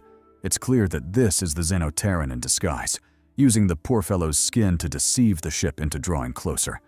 What a cunning and insidious creature. Back in Seoyang High School, we're taken to the cafeteria at lunchtime. The students are lined up to receive their meals, and the same goes for this duo of sketchy bastards. The chunky one cries that he's hungry, to which the skinny one with the face of a 50-year-old uncle teases that he's always hungry. When has he ever admitted to being full? Chunky claps back, telling him not to mess with him. Plus, he means it this time. His mother refused to feed him, saying he's gained too much weight. Teen uncle tells him that isn't new news. He's been overweight for ages. It's a miracle his mother hadn't cut his fat ass off earlier. But that aside, is it just him? Or is their class full of ugly bitches? It's as if all the aesthetically challenged ones were rounded up and put in their class. Where's the justice in that? Chunky replies that he's one to talk. With the face of a conniving uncle, he's the last person who should comment on such things. Besides, he's sure the ladies feel the same way about him and his ugly ass. Fuming, sketchy uncle, Changriol Wu, claps at his friend Debong Lee, asking whose side he's on. Shouldn't he be supporting his homie right now? Lee replies that the maidens always come first. But another thing, he should be glad to be in their class because all the other classes are hell right now. Confused, Wu asks why that's the case. Is a thick mommy causing chaos or something? Lee replies that it isn't a thick mommy. That's just the narrator's pervy thoughts showing. Instead, it's the Kundo crew. He explains that the Kundo crew are spread across the upper classes, and theirs, class number 3, barely escaped that catastrophe. The only fiend they have to deal with is the cocky bastard behind them, but he isn't worth worrying about. As if reminded, Wu glares at Duke Gungi, a low-level member of the Kundo crew, ranting about how much he hates him. The fool is weak as hell, yet he parades around the school like he owns it. What an insufferable fellow. Lee tells him to calm down. Guy and his punchable face aren't worth the trouble. He'd better drop it before the wrong person overhears him. Wu says bet, but then someone else draws his attention. A beast of a man lining up behind Guy, Cheol Quan. With a taunt in his tone, Wu says that Quan could probably humble the Kundo crew. It's a wonder why he hasn't done so already. Lee replies that it's more like he doesn't want to, not that he can't. Quan tends to avoid fights unless he's provoked. Case in point, the bully at their junior high school who got bodied when he tried to mess with him. From then on, it was established to just leave the sleeping dragon alone, lest they get clapped. Wu sighs and walks forward, clearly intending to let the dragon be, though inwardly he can't help but hope for Quan to step up, to whoop the Kundo crew and show them what they're made of. A little while later, it's the duo's turn to be served. As expected of Porky Lee, he asks the server to fill him up, and not with that soup bullshit, but meat. All he wants to eat is meat. Pause. The lady replies that he can have all the meat he wants. She considers all of them her children, so giving him a little more meat, pause, to help him grow strong and sturdy isn't much of an issue to her. Moved, Lee asks if he can call her mom. On second thought, how about mommy? He moves to riz her but is kicked aside by Wu, telling him to get it together. Meanwhile, at a nearby table, our boy Kang is stuffing his face. One would find it hard to believe he's the same hero Whitecap who marinates monster cheeks for breakfast. Anyway, his little feast is interrupted when Cheol Quan, the sleeping dragon, pulls out the seat beside him and takes a seat. Ignoring Kang's incredulous gaze, Quan asks why he's eating alone. Does he not have any friends? Feeling ashamed, he confesses that he too has no friends. Mulling it over, Kang briefly thinks about Jury, but after some thought, he realizes that the strange fellow can't even be called a proper friend. He dejectedly confesses that he also lacks friends, making Quan sympathize with him. After a moment of mutual self-pity, Quan notices a feature on Kang that draws his attention, his knuckles, and how sturdy they look. He asks Kang about them and whether he plays any sports. Kang replies that he doesn't play sports, but he does teach himself taekwondo on occasion. The muscles are probably from his practice, or from when he patrols the streets looking for the Huz. Quan exclaims in surprise, replying that he didn't know that was a thing. Can someone truly teach themselves taekwondo? Regardless, he brushes the topic aside and addresses Kang directly. Since he also lacks friends and always eats alone, why don't they eat together from then on? No homo, of course. Kang says bet and moves to return to his food, but is interrupted by a loud thwack and a silhouette sent flying through the hall. The poor bastard crashes heavily, groaning to demonstrate how hurt he is. Behind him loom menacing figures, the same Kundo crew who've been infamous in the school lately. Tai-ik Choi, probably the one who yeeted him, grunts that weaklings like them shouldn't get in their way. He's already having anger issues as it is, and the last thing he needs is another bastard testing his patience. He yells for the rest of the students to make way, lest they be like that bastard and get sent flying. The students react differently to this threat. Some scurry away, while others, like sketchy Uncle Wu, click their tongues in irritation. What's all the fuss about? Can't they see he's trying to eat peacefully, goddammit? Quan and Kang, on the other hand, stay silent, though the obvious frowns on their faces show they aren't with that shit at all. Ignoring the varying reactions, Choe dares those who wish to come at him. He confesses that he's pent up with rage, and maybe a little violence is exactly what he needs to calm down. So for those daring enough, they should just step forward. He promises to let the first one up have it. Pause. Meanwhile, as the kids are playing bully, the scene shifts to the USA. In a private room in the great capital, the Secretary of Defense is freaking the hell out. He slams the table, asking how much longer they have to wait. More lives are being lost as they sit there waiting. The agent reassures him, telling him it won't be long. It's just a matter of time until their guests arrive. Speaking of the devil, the door opens with a creak, and in walks the hero baddie from before, St. Pearl, and her partner, Gellin Withrow. She asks the agent James to give them a briefing. James replies that time is of the essence, so he'll keep it short. He explains that a couple of hours ago, one of their cruise ships sailing in the Atlantic was taken over by a Xenoterran. The ship houses more than 3,000 passengers, kids, men, but most importantly waifus and baddies, who shouldn't be harmed under any circumstances. He stresses that the hijacking has been ongoing for a while now, and it's no exaggeration to call it the greatest catastrophe the country has experienced thus far. Just think of all the helpless waifus, goddammit. Pearl and Withrow, upon hearing the news, agreed that it was indeed a catastrophe. Having so many civilians trapped in the middle of the sea with a Xenoterran was like rats caught in a floating trap, completely hopeless to escape. If aid isn't rendered fast enough, they very well might face the greatest catastrophe the country has known to date. James agrees and goes on to expound on the situation, but is cut off by St. Pearl. She tells him to save that shit for later. If civilians are indeed trapped in a floating can with a monster, then they better get their asses over there pronto. Whatever intel he has to share can be given en route. James says bet and readily complies. He tells the superhumans to lead the way. A helicopter is already on standby. Then, as if finally remembering his superior, he turns to the secretary, asking if he has anything else to add. The secretary says no and gives them his blessing. Whatever they need to do, they have his permission to do so. The trio nod and readily leave the room, the door slamming shut behind them. After they leave, the secretary finally heaves a sigh of relief. He'd been putting up a brave front, but goddamn, it was very uncomfortable to be in the superhuman's presence. It felt like he was suffocating, like a thick mommy was choking him with her thick thighs, which isn't that bad now that he thinks about it. Regardless, he's glad that's over now. Switching scenes, we're taken to an abandoned building in Korea. In the building, Dan Yang is giving Nanki an earful, cursing him out for exposing himself so carelessly. And worse still, exposing her as well. Because of his actions, the whole world is investigating their origins, and there's even talk of a bounty being placed on their heads.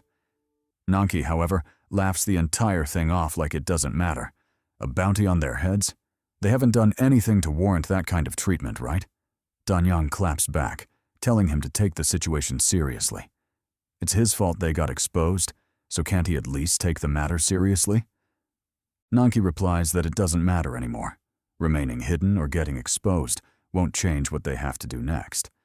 Matter of fact, it'll be more convenient to act now that they're exposed. He explains to Danyang that the game has gotten way too interesting to keep watching from the sidelines.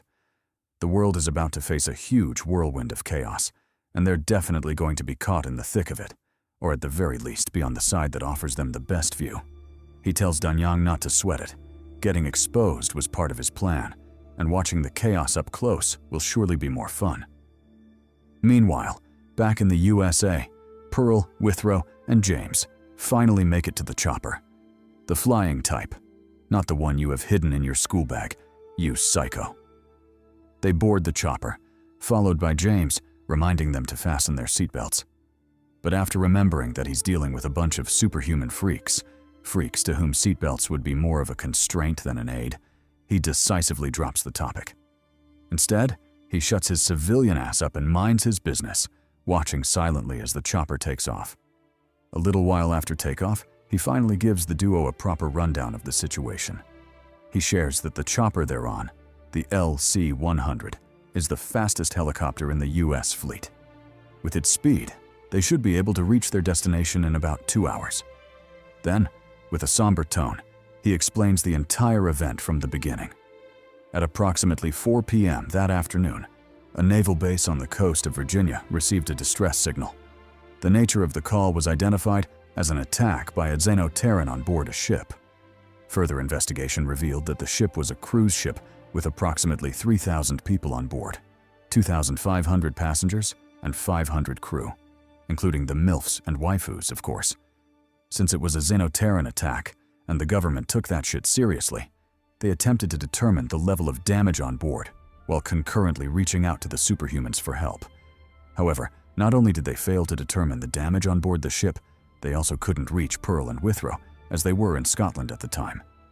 Thus, with no other choice, the government resorted to the best cards in their arsenal, deploying the SXDF, Special Xenoterran Defense Forces, and mobilizing an elite outfit of Navy SEALs.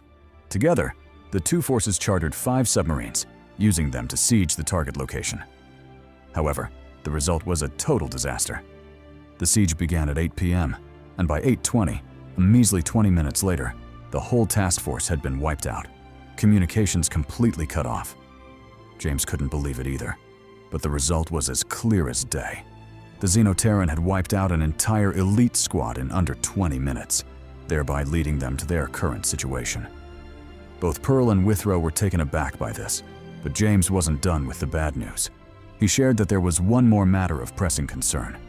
The Opera was currently operating on an automatic navigation system. Barring any surprises, it is set to dock at its original destination, Florida. Which means when the ship docks, their Xenoterran problem will shift to a mainland one, and who knows what damage the monster might cause. The government was surely unwilling to see that.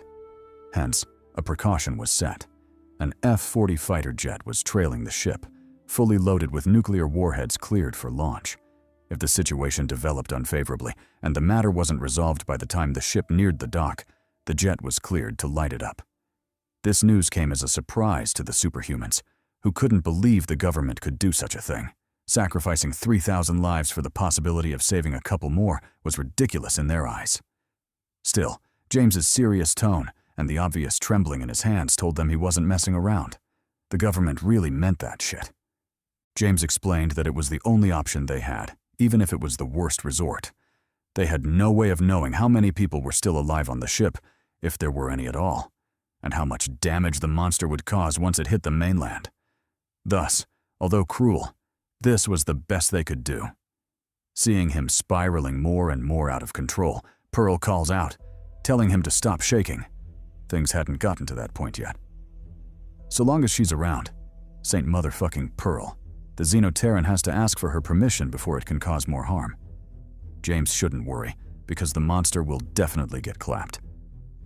Back in Seoyeon High School's cafeteria, Choik continues his rampage. He yells at the students, asking why they were trying him. Can't they see he's in a foul mood? Fine. Since they want smoke, smoke they shall get. He promises to fade the first 5 bastards who rub him the wrong way. Pause. He will definitely let them have it.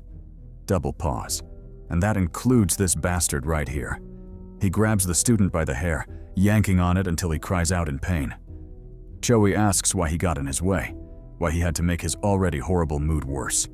Would he bear the consequences? The student tries to explain, but Choi tells him to shut up. He doesn't want to hear that shit. The only thing that will be talking is his hands. He moves to wreck the poor fellow, but is stopped by a loud shout calling him out. The shout comes from the waifu, telling him to let the student go. If it's smoke he wants, then she's down. He can bring that heat anytime.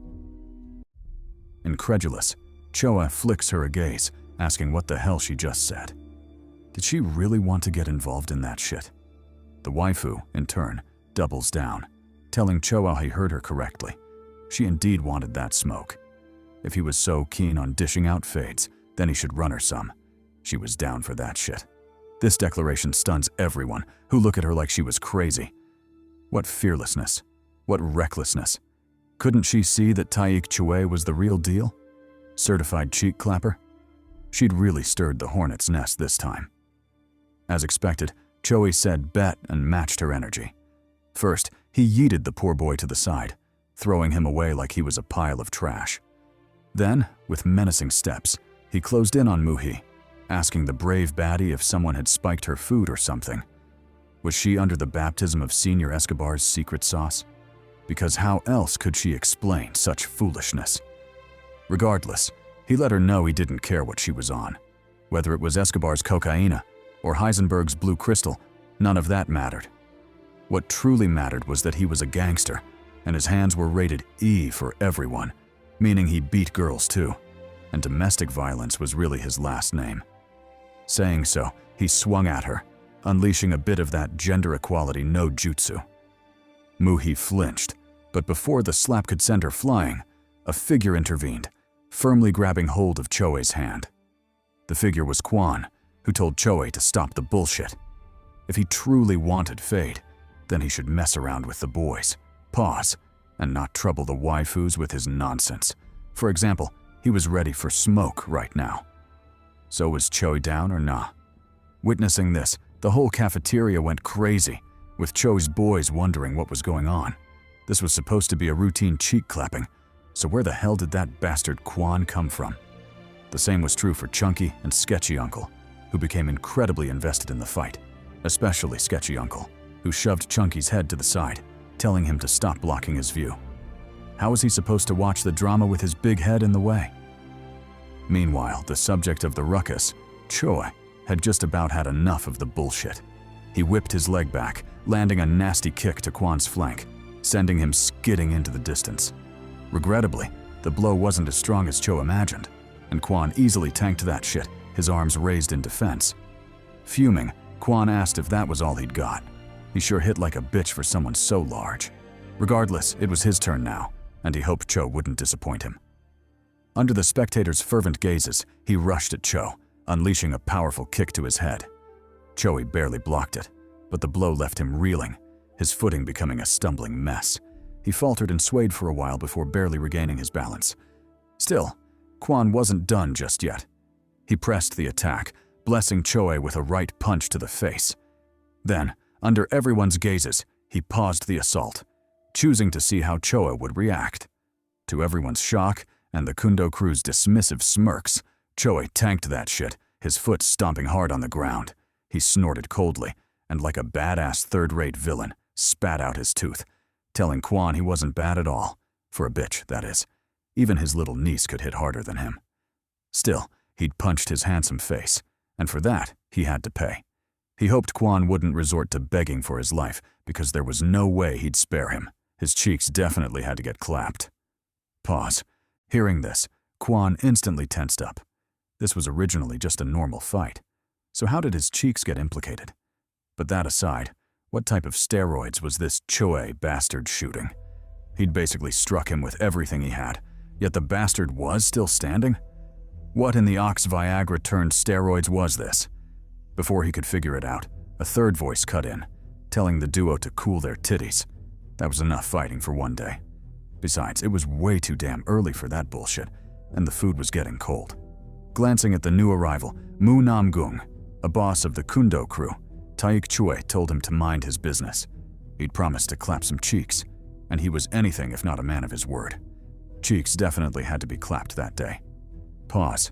In response, Mu, nicknamed Baby Blue, told him to let it go. It was better to end that ruckus before the dean got there. The observers, particularly Chunky and Sketchy Uncle, watched on with undisguised tension, especially Sketchy Uncle, who confessed that he was getting a bad feeling from Mu Namgung. It almost felt like the Xenoterran-looking bastard had a whole graveyard in his closet. In response, Chunky told him to shut up before he got them into trouble. He explained that Mu Namgung is the most heavy-duty of the Kundo crew bosses. Although he's only ranked third in the gang's internal rankings, he is without a doubt the most ruthless and feared boss of the crew, more than capable of fucking up their day. Speaking of the fiend, he ushered Choe away, telling him to get going already. While doing so, he addressed Quan, saying he'd heard about him, a supposed big shot with hands for days. Still, that wouldn't save him from what came next. He'd made a big mistake that day, and Mu would make sure he regretted it dearly. He would help him understand just who it was he was dealing with. Tensed, Quan watched him go, refusing to comment on his obvious threat, but the look in his eyes showed that he took it very seriously. Meanwhile, Kang watched everything from the sidelines, seemingly not fazed in the slightest. He even had the leisure to polish his entire plate, burping loudly and scaring the shit out of everyone close by, who wondered if that was a horny goat bleeding or something. Back in the ocean, we're reunited with the trio of Pearl, James, and Withrow. After looking out the window, James informed the two heroes that they'd arrived. The target ship was finally in sight. To this, both Pearl and Withrow commented that it was too quiet. They'd expected things to be bad, but from the looks of it, it seemed things were way worse. Regardless, it was time to act, so Pearl told James to open the door. They would be leaving. Shocked, James asked if they were sure. Shouldn't they wait for the chopper to get lower? That way, their landing would be more secure. Pearl, however, told him to cut the chit-chat. Hadn't he watched Captain America? Well, she was about to Steve Rogers the shit out of this situation. Relenting, James handed out their comms. He informed them that with the earpieces, they'd be able to maintain contact, and he would also use them to track their locations. In case of anything essential, he'd reach out to them and inform them immediately. Nodding, Pearl grabbed hold of the door, preparing to jump off. But before doing so, she instructed James to contact the government and have them call off the airstrike.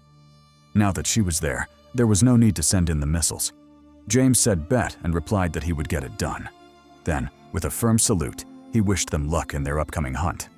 The duo acknowledged his well wishes and jumped off, Steve Rogersing the shit out of the situation. They closed in on the ship, but unlike the 100-year-old Virgin, they didn't land in the water, but directly on the ship, announcing their arrival with a loud bang. Taking in their surroundings, the two heroes' faces changed. The entire scene was a mess. Corpses sprawled everywhere. Without a doubt, this was indeed the sickening work of a Xenoterran, and a strong one at that. Taking charge, Pearl instructed Withrow to move out. They had a monster to hunt. Withrow said bet and followed along, his face a mixture of rage and regret. Unbeknownst to them, the prey had already clocked their movements and was watching their every action intently. From the looks of it, who was the prey and who was the predator had yet to be determined. Back to James in the chopper. After sending the two heroes off, he immediately settled into his role as support, informing the duo about the layout of the cruise ship. He explained that the Opera was a massive ocean liner with a surprisingly complex structure that varied with each level. Thus, it would be incredibly difficult to locate the Xenoterran unless the fishy bastard found them first. Chiming in, Withrow replied that that wasn't a problem. All they had to do was cause a bit of a ruckus, and the bastard would surely show itself. Pearl agreed, but also proposed splitting up. Since the aim was to draw the monster out, they'd have more success if they covered more ground. Though hesitant, James eventually got on board, mapping out an efficient route for the duo to take. He explained that dividing themselves across the upper and lower decks was the best strategy to advance. One party would start on the upper deck, head into the engine room, and slowly make their way downwards from there, whereas the other would start at the storage room, move in reverse, and equally make their way upwards to the bridge. If they moved like that, they would cover more ground, and, more importantly, increase their chances of running into survivors, if there were any still alive. The only problem, however, was that the plan was risky as fuck. Moving alone meant they would have to fight the Xenoterran solo if they ran into it, as opposed to tag-teaming the shit out of it by moving together. This risk could not be underestimated. Pearl, however, wasn't fazed in the slightest. She told James not to worry about it. Plus, they truly had no other choice. If they hoped to rescue survivors, then speed was their best ally, meaning they had to split up. Withrow supported the idea, saying it was their best bet for now. Whoever ran into the Xenoterran could just consider their luck shitty and try to hold on for as long as they could. Still, it was yet to be determined who'd truly be in danger if they ran into the Xenoterran. Maybe he and Pearl had what it took to clap mega cheeks, and the monster would just be sending itself to the afterlife by running into them. Pearl said bet and turned to leave. Since everything had been discussed, there was no point lingering further. Plus, what Withrow had just said had struck a chord in her. Maybe she really was the ultimate cheek clapper, and running into the Xenoterran was her big break. Regardless, it was time to leave. She still had an appointment with some monster cheeks after all. Jumping off the deck, she Steve Rogers the shit out of the fall before stabbing her hand into the hull. With that as leverage, she slowed her descent, eventually stopping just shy of the ocean surface. Still, that was more than sufficient, as she'd ended up exactly where she wanted to be, the hull outside the storage room. Wasting no time, she kicked off the boat, gathering momentum before swinging back in with a devastating attack, effortlessly tearing her way into the storage room. Once inside, Pearl, the offshoot Captain Marvel with a severe steroid addiction, took in her surroundings, finally confirming that she'd made it to her destination. The storage room, as evidenced by the shit ton of boxes in her way. Contacting James, she reported the same, asking him to confirm her exact location. James replied that she was on the 4th basement level, exactly where they needed her to be. But that aside, what could she see around her? And were there any survivors in her location? Pearl replied that she couldn't see anyone, just a pile of boxes and a bad bitch standing in the room. The baddie was obviously her, which is to say there was no one else around, not even corpses. James said bet before switching to Withrow, asking the homie how his search was going. From his tracking, he could tell Withrow had made it quite deep inside. Pause. So, did he find anything of note? Withrow replied that the only thing he'd found was corpses, and a hell of a lot of them at that. From the moment he entered that cursed ship, the only thing he'd laid his eyes on was destruction and dead bodies. Not exactly the best views for sightseeing. Regardless, he would keep searching, so James should wait for updates, should he have some.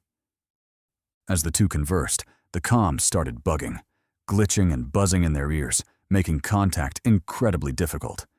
This alarmed James, who looked out the window, wondering if the incoming storm had anything to do with it. But after some consideration, he deduced that the likely cause was their location, the Bermuda Triangle. Based on the ship's route, it was scheduled to pass through the triangle, but James hadn't thought they'd be so unlucky as to time their operation at that exact moment. Still, the job had to be done, so he signaled for the duo to continue, even though moving solo without comms was incredibly dangerous. Back to Withrow on the ship. After moving around for a while, he finally ran into his first survivor, though the dude was clearly out of it.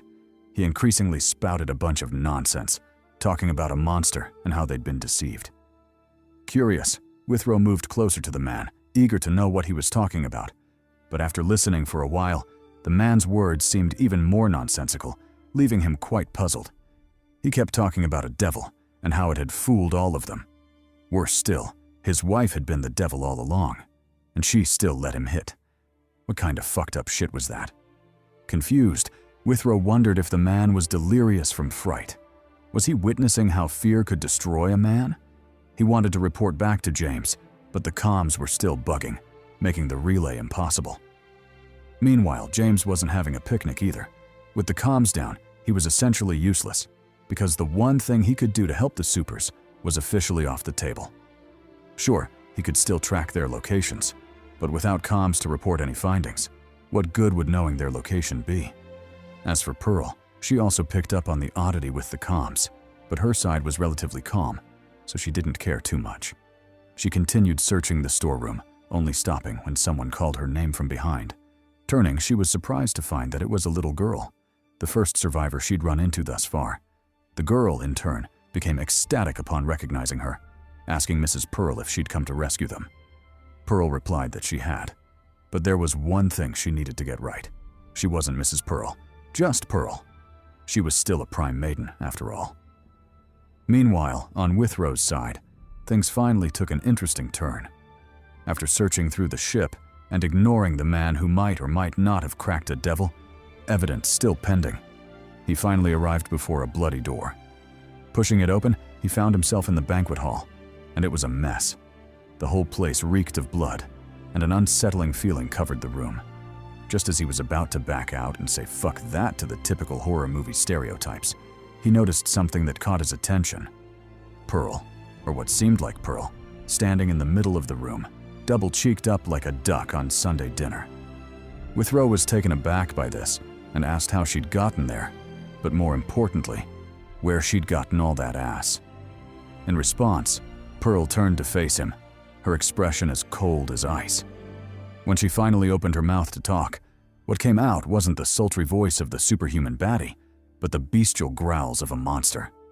That wasn't Pearl at all, but the Xenoterran cosplaying as her, hence the massive difference in their cheeks. Nevertheless, Withrow went on high alert. Too bad it was too late. Before he could react, the monster suddenly lunged at him, chomping down with a sickening crunch. It drew blood, but Withrow reacted fast, jumping back to avoid more damage. When he distanced himself from the monster, the full extent of the injury became apparent, and it was bad. His right arm had been bitten clean off, blood sputtering like a fountain. Still, he wasn't out of the woods just yet.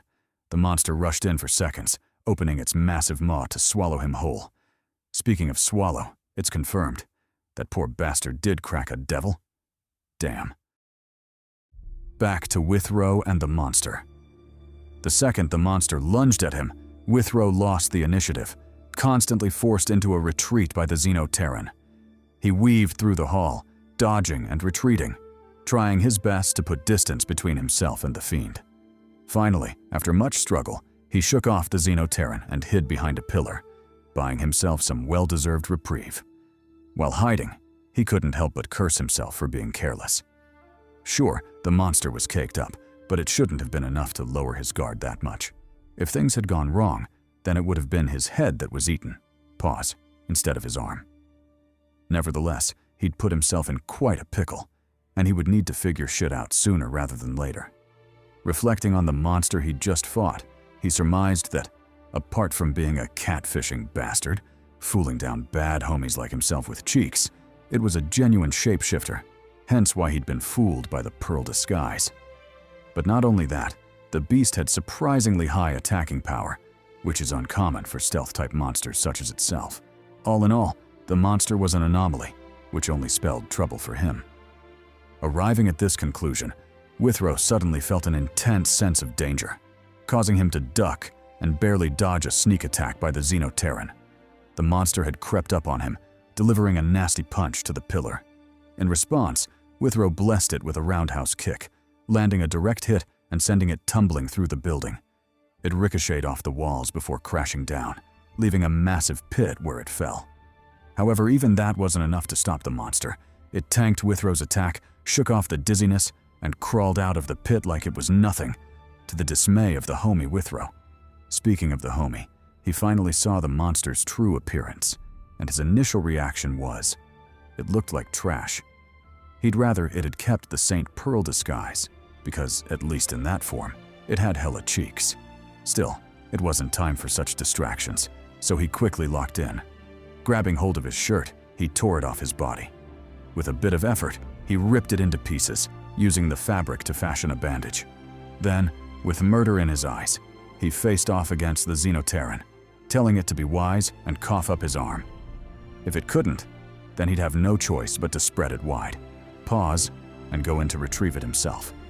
The monster said bet and charged at him, clearly unfazed by his slightly gay threat. Meanwhile, back in the chopper, James was losing his shit. The horrible weather was already messing up their tracking, and now he had Withrow's signal jumping up and down, making him wonder if it was a connection issue, or if the homie was truly getting his shit rocked. To be safe, he ordered the pilot to land the plane. That way, even if he was still useless, he'd at least be useless closer to the battlefield. As for Pearl, she was being led through the storage room by the child, who took her to the hiding spot of the other survivors. When they got there, Pearl was genuinely taken aback by the number of people who'd managed to escape that catastrophe. She'd believed everyone was dead, but clearly that wasn't the case, and some were still hiding on the lower floors. Too bad this wasn't as great a thing as it should have been, as more survivors meant more people they'd have to save, and who knew where that Xenoterran bastard was hiding. If anything happened to the survivors, and she was helpless to do anything about it, despite being there, then that karma would solely fall on her. Meanwhile, back in the fight against the Xenoterran, things had taken a desperate turn. The duo faced off against each other like rabid dogs, tearing through the building and leveling anything that got in their way. The fight led them to the middle of the hall, where the Xenoterran pressed the attack, lunging at Withrow with a right punch. Withrow blocked, but the move left his right side open, which the monster jabbed at, hoping to take advantage of his missing arm. However, Withrow was one step ahead, using his leg to block the attack. Who needs two arms when your legs are flexible as fuck? But that aside, I understand the deadlock, but why is the monster arching it back like that? Is it just me, or are the cheeks way too tooted up in this panel? Ignoring the narrator's usual nonsense, Withrow reflected on his condition real quick. Maybe it was because he'd lost an arm, but he was struggling in hand-to-hand combat in ways he'd never experienced before. Or maybe it wasn't him, and the monster was the anomaly. Nevertheless, he had to shelve those doubts as the monster bit at him, opening its maw to swallow him whole. Reacting quickly, Withrow kneed in the face, forcing it back and putting distance between them. He observed the collapsed monster, But deep down, he knew that wasn't enough to take it down. Sooner or later, it would rise again, and he'd have no option but to continue his desperate bout to the death. That being the case, he had to take it down for good, right then and there, lest the fight became a battle of attrition, one he would definitely lose. With that resolve, he activated his superpower, intensifying his aura and startling the Xenoterran quite a bit. It wanted to react, but Withrow was faster, flicking his gaze to a wine barrel, the target of his ensuing plan. With zero hesitation, he lunged at it, delivering a low kick and sending the stored wine gushing out, straight for the confused Xenoterran. But before the harmless liquid could splash onto it, Withrow activated his superpower, turning the wine into sharp crystal projectiles, which rained down on it, forcing the monster into an uncomfortable situation. It could barely protect itself, let alone interfere with Withrow's subsequent actions. Thus, with no hindrance at all, he grabbed a nearby bottle of wine, smashed it into the wall, and allowed its contents to gush out. Contents that, under the influence of his superpower, crystallized, turning into a sharp lance of death. With the weapon in his hand, Withrow told the Xenoterran to come at him. He was done playing around. With how long of a day he'd just had, he wouldn't mind ending it with some good old murder. The gruesome kind, of course. Lunging forward, he closed in on the Xenoterran, arm cocked back, clearly intending to make the final bout a close-quarters melee. But before that, let's flash back a little bit, back to when Withrow was being scouted as a possible new member of Pearl's team. In an interrogation room, the homie Withrow was being questioned, as James and Ben, both members of Pearl's team, watched from the sidelines. Through their dialogue, we learned that the reason Withrow had been arrested in the first place was that he'd clapped hella gang cheeks. Some members of the Brood's gang had messed with him, and Withrow, not willing to let it slide, slid on them, successfully tenderizing all their cakes. Not only that, he was also suspected of being behind an infamous gang cleansing just the previous month, where members of another gang, the Safario gang, were all beaten to an inch of their lives. When the police got there, the usually hardened gang members were so delirious with fear that they swore off crime, even willing to become law-abiding citizens. Incredulous, Ben shared his respect for Withrow. To think the homie would be so brazen as to go after gangs that even the government tends to stay clear of. Was that the so-called balls of iron he often hears about? Replying, James told him to keep quiet. Pearl had begun her interrogation of Withrow, and he didn't want to miss anything. In the interrogation room, the female version of Captain America, the caked-up Steve Rogers, Pearl asked Withrow what his deal was. He beat up gang members and was immune to bullets. It was obvious that he was a superhuman, but what was he after? Plus, how did his power work? All the villains beaten by him had serious wounds, but for some reason, their wounds tended to stop bleeding instantly, as if their blood had crystallized. This puzzled Pearl, so she asked Withrow to explain, if he was willing to share, that is. Withrow considered it for a second, before activating his power, targeting the cup in Pearl's hand. The coffee she'd been drinking suddenly solidified, crystallizing like it was uncut gems.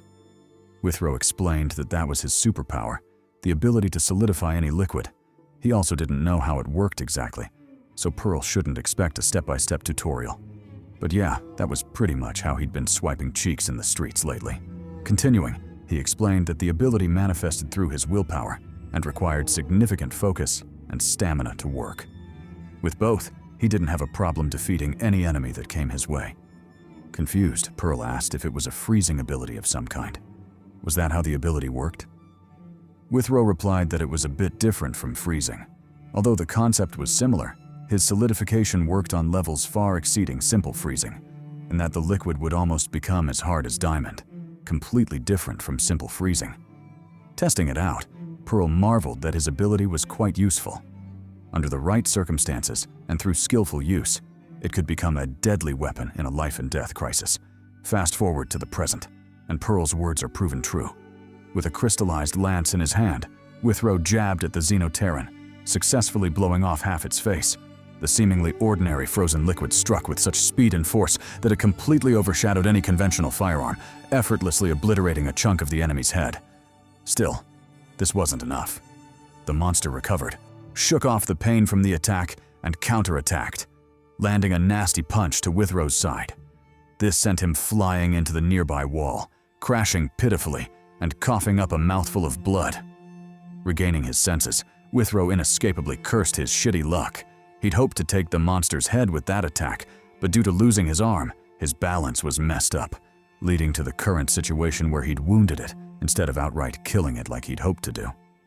Unfortunately, what was done, and the monster was already charging at him, so he didn't have the leisure to continue thinking about it further. The Xenoterran crashed into him, forcing Withrow into a frantic retreat as he tried his best to shake off the troublesome beast. While running, he couldn't help but marvel at how tenacious the monster was. Sure, he'd missed his attack and only blew off half its face, but that was still half of its face. How was the monster moving around like it was nothing? Wasn't that some bullshit? Meanwhile, on Pearl's side, the female Steve Rogers was hauling some serious cheeks. She'd just finished checking the lower decks, and both Deck 4 and 5 were clear, with no signs of the enemy nearby. That meant it wasn't on the lower levels, meaning it could only be topside, the very area Withrow was tasked with checking. This unsettled Pearl, so she made a beeline to the top, hoping her foreboding feeling was just her imagination. As she ran, the connection to James was slightly restored, allowing broken pieces of info to slip through. It was mostly static, but after piecing through the noise, Pearl was able to make out a word. Banquet hall. The enemy was in the banquet hall, and her partner Withrow was most likely already engaged in a battle against it. Realizing this, Pearl took off running, clearing the hallways as she made her way to the battlefield. As for James, he continued to monitor the situation from the helicopter, his expression becoming more and more somber. He guessed Withrow was engaged in battle, but something felt off. The fight was dragging on longer than it should have. With Withrow's strength, the fight should have been over by now. So what the hell was going on? Had an accident occurred? Back in the banquet hall, it was clear an accident had indeed not occurred. The homie Withrow was just getting his cheeks clapped. The beating was so severe that his head spun, causing his vision to turn blurry. Unfortunately, even that wasn't enough to get the monster to lay off him. It chased after Withrow, forcing the latter to take off running. While doing so, he suddenly noticed a fire sprinkler on the roof, giving him an idea on how to escape that bullshit. Without hesitation, he pounced on it, landing a vicious kick and breaking the sprinkler into pieces. Luckily for him, his gamble was the correct one, as water poured out, drenching the Xenoterran and creating the perfect opportunity for Withrow to counterattack. He activated his superpower, solidifying the water and trapping the monster in layers of crystal. But when that wasn't enough, he doubled down, channeling more of his power to completely turn the monster into a bizarre statue.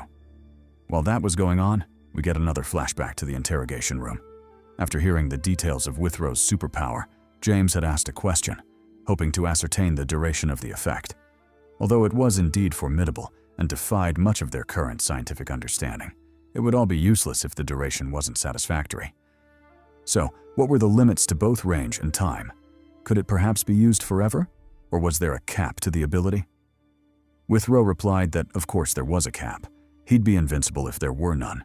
He explained that the ability stemmed from his willpower, meaning the duration could vary greatly depending on his condition. However, once solidified, it would last for at least an hour before turning back to liquid. That is to say, the current battle was won, and Withrow had come out on top. Gazing up at the frozen behemoth, Withrow cursed its tenacity. It had been a minute since he was pushed that far, but luckily he won, and everything else didn't matter anymore. Still, he opted to be careful, planning to finish the Xenoterran once and for all, before any accidents happened. Regretfully, the idea came a step too late. Just as he moved to kill the creature, a figure flashed, cutting off chunks of his hair alongside his head. Withrow had been decapitated, and the attack was so unexpected that he failed to process what had just happened until his head hit the ground. It was only then that the grim reality struck. The monster had never been alone. Its partner had always been hiding in the background, waiting for the perfect opportunity to sneak attack. And he, unfortunately, was the poor soul who'd fallen for that trap. Though unwilling, he had no choice but to close his eyes in death, carrying his lingering resentment to the afterlife. Damn. At the same time, on James's end, the special agent was still keeping an eye on the situation. Based on Pearl's speed and location, He deduced that it wouldn't be long before she regrouped with Withrow.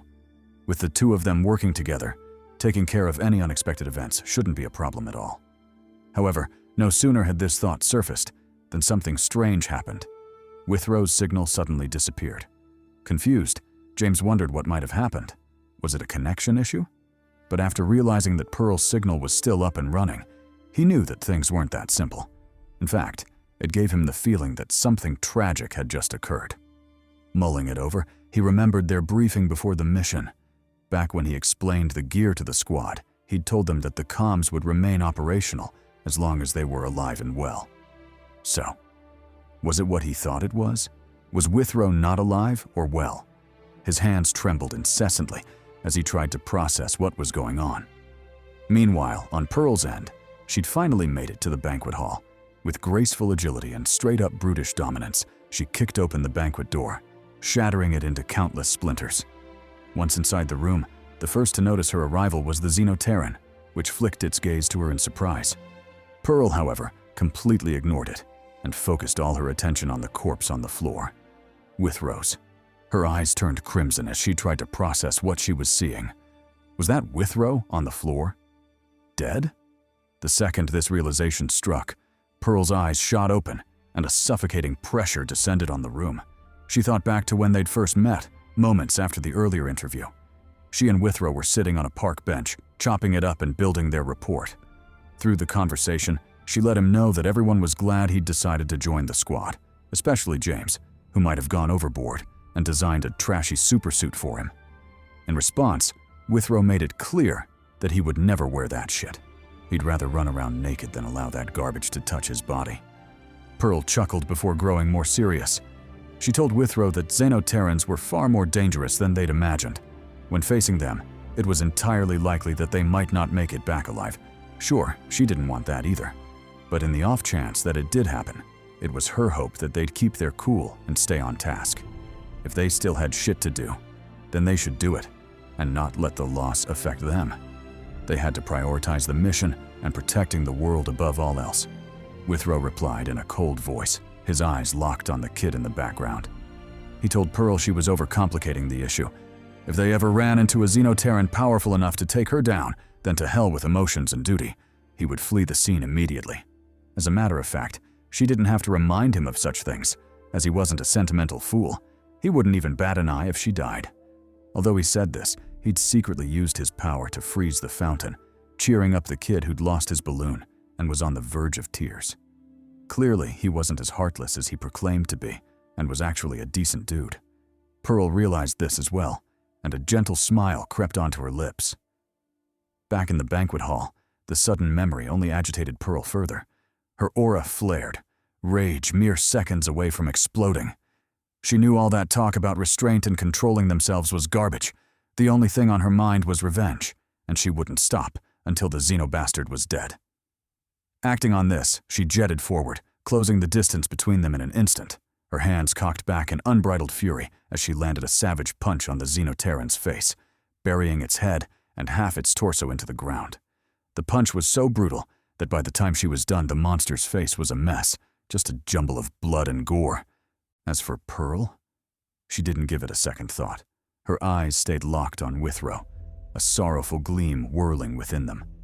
It took her a while to snap out of it and finally crouch to close Withrow's eyes, which were still open even in death. She might have failed to save him, but there was no way she'd let her partner suffer such injustice. But just as she bent over to reach him, a Xenoterran suddenly blitzed behind her, its arm swinging in a sneak attack. It landed a savage blow on Pearl's arm, clearly intending to sever it. But to its shock, the attack barely left a scratch before stopping completely. It couldn't even breach her defense, let alone claim her arm. Pearl ignored it again and continued to reach for Withrow. With the gentlest of motions, she closed his eyes, granting the deceased some solace in death. Then, with that out of the way, she finally turned her attention to the Xenoterran, her aura flaring incessantly. It raged with so much pressure that the Xenoterran felt a mortal danger from it, compelling it to jump back. However, before it could, Pearl moved faster, grabbing it by the arm. She didn't give it a second to think, just yanked it forward, bounced it off the floor before smashing it into the wall. Amidst the beast's shrieks of pain and fits of rage, Pearl slowly walked toward it, her aura increasing with every step. She told the Xenoterran she'd been killing its kind for a while, but in all her years on the job, she'd never felt as much hatred for them as she did right now. It was practically eating her alive. Still, that was okay, since she had it to vent her frustrations on. The monster shouldn't even dream about a quick death, as she wouldn't be that merciful. Unbeknownst to her, she wasn't the only one plotting. Behind her, the second Xenoterran was steadily freeing itself, clearly eager to rejoin the fray. The first one, on the other hand, rose to the challenge and growled at her, its momentum not diminished despite the brutal beatdown. Charging power to its legs, it pounced on Pearl, its arm drawn back to land a decisive blow. However, Pearl simply swatted that shit away, opening it up for a counterattack. With no mercy, she delivered a heavy uppercut, rocking the Xenoterran and knocking out a bunch of its teeth. Then, pressing the attack, she landed a left jab, blitzing the monster and positioning it directly before her right hook, which came crashing down like a comet.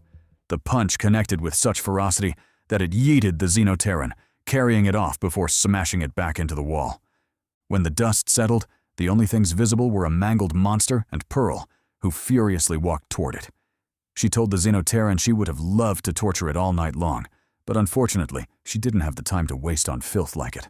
So, if it knew what was best for it, it would get up and willingly offer its life. Otherwise, she might just revisit the first option and torture it anyway. Behind her, the first Xenoterran was steadily making progress. It silently freed itself, keeping the act secret from Pearl. Meanwhile, back on the mainland, another battle was underway. Not a physical one, but a political one. In the meeting held to discuss the situation on the opera, the attending politicians clashed, each expressing their view on the matter. Some believed that the nuclear strike on the ship should be called off, arguing that Pearl and Withrow were more than capable of handling it. The others, however, believed that wasn't necessarily the case since comms were down and no word of a successful subjugation had been received. Who knew? Maybe Pearl and Withrow were already dead, and they were just foolishly deluding themselves in blissful ignorance. Clapping back, the opposing side told the extremists to pipe down. No one liked a negative Nancy in their squad. They then advised the president to send in recon drones, not only to scout the situation on the opera, but to get a detailed idea of what Pearl and Withrow were up against, know thy enemy and all that shit. In response, the extremists argued that it was pointless. The situation had already deteriorated that far. What was the point of sending recon drones out? It would just be a waste of time and resources. However, the opposing side refused to back down. They addressed the president directly, telling him that Pearl had asked for the nuclear strike to be called off for a reason. Clearly, she believed they could handle the situation. Therefore, regardless of the comms being down and no subjugation confirmation coming through, they had to believe in their people and let them cook. But just as their logic seemed to be swaying the president, a sudden voice cut through the tension and shot that shit down. It argued that not only was it foolish to call off the nuclear strike, but heeding such ignorant advice was the true reason the meeting was in chaos.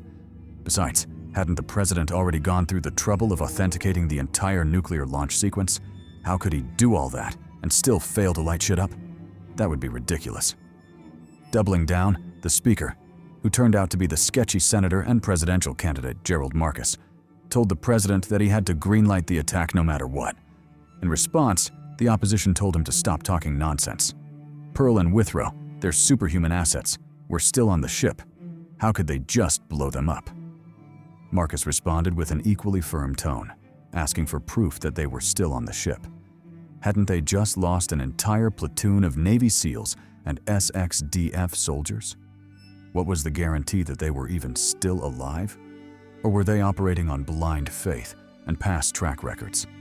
If so, then he'd have them know that nothing was ever guaranteed in life. If, by some twist of fate, they failed and were actually wiped out, were they ready to take responsibility for the consequences? His words struck like a thunderclap, causing the entire room to fall deathly silent. It was only after a while that the opposition clapped back, asking about the thousands of innocent civilians on board. Were they to be nuked too? Marcus responded with an even colder tone, arguing that they didn't have the time to worry about them. If that ship was allowed to dock in Florida, then not only the 20 million citizens in that state, but the entire country might be in danger. Under such circumstances, trivial things like emotions should be taken off the table, and only actions to minimize risk should be considered. They didn't have the time nor the luxury of worrying about such insignificant things. Fuming, the opposition wanted to clap back, but a sudden shout from the president forced him and everyone else in the room to pipe down. With everyone's attention on him, the president declared that he would call off the attack on the opera. That was a direct order, and he would not tolerate any further objections from any of them. His declaration split the room. Some were ecstatic and showered him with praise, while others, especially Marcus, were pissed, their faces scowling in rage. However, regardless of their reactions, the president had already made his decision, and his mind quickly wandered to something else. His encounter with Pearl some time ago. During a rainstorm, he had approached the superhuman, eager to express his gratitude for her service. Continuously risking her life for the people wasn't a trivial matter, and he had wanted to let her know they appreciated it, and her. Pearl, however, replied that she wasn't doing it for their acknowledgement. She was risking her life and saving lives because she was, in every sense of the word, a hero. Back in the banquet hall, Pearl's words still rang true. She faced off against a monster, holding her ground as a true hero. However, even with justice on her side, she still fell victim to the enemy's scheme. Sticky webs suddenly shot at her, trapping and binding her to the floor. Only then did she realize that that was the enemy's trump card, and she had carelessly walked right into it. Furious and halfway into launching a counterattack, she heard a cracking sound that made her pause. The first Xenoterran had broken free, and had wasted no time lunging at her, its maw chomping down on her shoulder with a sickening crunch. Trapped and caught off guard by the sudden sneak attack, Pearl glared at the Xenoterran and immediately realized something. The real reason Withrow had fallen to something so mediocre. It was nothing but petty traps and schemes. Enraged, she broke free from the binds and grabbed its head, ruthlessly flinging it across the room, straight into its already beaten partner. Then, with even more rage, she snapped free from the remaining binds and charged toward the foes. She told them that Withrow was a foul-mouthed bastard, so he would probably not make it to heaven. But that was fine, because when they ran into him in hell, they'd better get on their knees and beg for forgiveness. Saying so, she cocked her hand back and, with every ounce of power she had, unleashed a devastating punch, tearing through both Xenoterrans, the ship's hull, and eventually the space beyond, brightly lighting up the night sky. Even James, who was waiting in the helicopter, felt the commotion and was greatly shocked. He scrambled to secure his footing before telling the pilot, Hammer, to let him out. Something big had just happened, and like a Karen, he had to go check that shit out. Meanwhile, Pearl was still in a trance.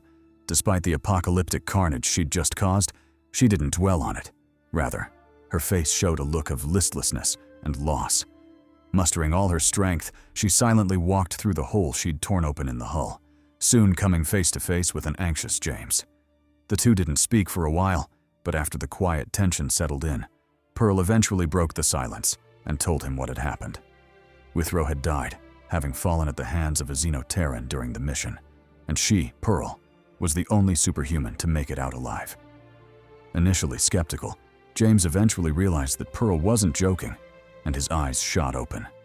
Tears welled up as he collapsed to the ground, sorrowfully mourning the loss of a friend and hero. Pearl, on the other hand, hid her grief, even though it was painfully obvious she too was suffering. Back on the mainland, the news about the opera reached the high-profile meeting at almost the same time. The agent in charge of comms, upon receiving the report, barged into the meeting and informed the dignitaries of what he'd learned. He told them that St. Pearl, after successfully subjugating the Xenoterrans aboard the ship, had regained control of the vessel and was now escorting it back to port.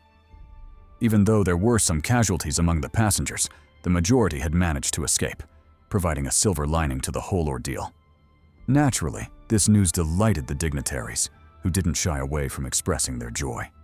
Their loud cheers thundered through the room, showing just how excited they were. Everyone except Marcus, who for some reason wasn't thrilled at all. However, just as the jubilant cheers reached their peak, the agent added something that dampened the mood. He told them about Withrow and the losses suffered during the mission. The news struck like a thunderclap, erasing the cheers and replacing them with an air of shock, disbelief, and sadness, particularly from the president. Days later, the news about the opera finally broke around the world. Kang, who was watching the broadcast while slurping noodles, didn't pay it much attention and continued to greedily devour his food. He was so engrossed that he eventually drew Yuri's attention, and more importantly, his concern. Hadn't they agreed to wait and eat together? Then what were those slurping sounds he was hearing? Enraged, he called out to Kang, asking if he was really eating without him. Kang, in turn, realized his mistake and checked the pot, but by then it was already empty. He'd cleared out the whole thing. Fuming, Yuri barged out of the bathroom, ready to give him a proper scolding. However, upon seeing the serious look on Kang's face, he was taken aback. It was just a pot of noodles. There was no need to get that serious. Or was this a feint to garner sympathy? If so, he wouldn't let him off. He was about to cuss Kang out, but was suddenly drawn to the news displayed on the screen. The death of Withrow. The anchor revealed that Pearl and Withrow had been responsible for handling over 50% of Xenoterran cases worldwide, and with his passing, a significant vacuum had been created, one that could very well affect the entire world. Listening, both Kang and Yuri were dumbfounded, especially Yuri, who couldn't believe a superhuman could be killed. Just how formidable was the enemy for that to happen? But putting that aside, he told Kang to stop with the gloom and go fix him another pot of food. He'd devoured the last one. Did he expect him not to eat just because he was full? Kang grumbled, but eventually made his way to the kitchen. Inwardly, though, he wondered how Yuri could still eat under the circumstances. Meanwhile, on Nanki's end, they too were discussing the news. Danyang expressed her shock, saying it was unbelievable that a superhuman had died. In response, Nanki told her that no one was invincible. Even superhumans could be killed. However, he did find it strange that the one to die was Withrow, especially since he always operated with Pearl by his side. This made him believe the two had split up, eventually leading to this outcome. Confused, Danyang asked what he was talking about. Was she missing something? Nanki explained that Pearl was strong as hell. That's why he doubted she had been around when the killing happened. Because if she had been, she would have undoubtedly stopped it.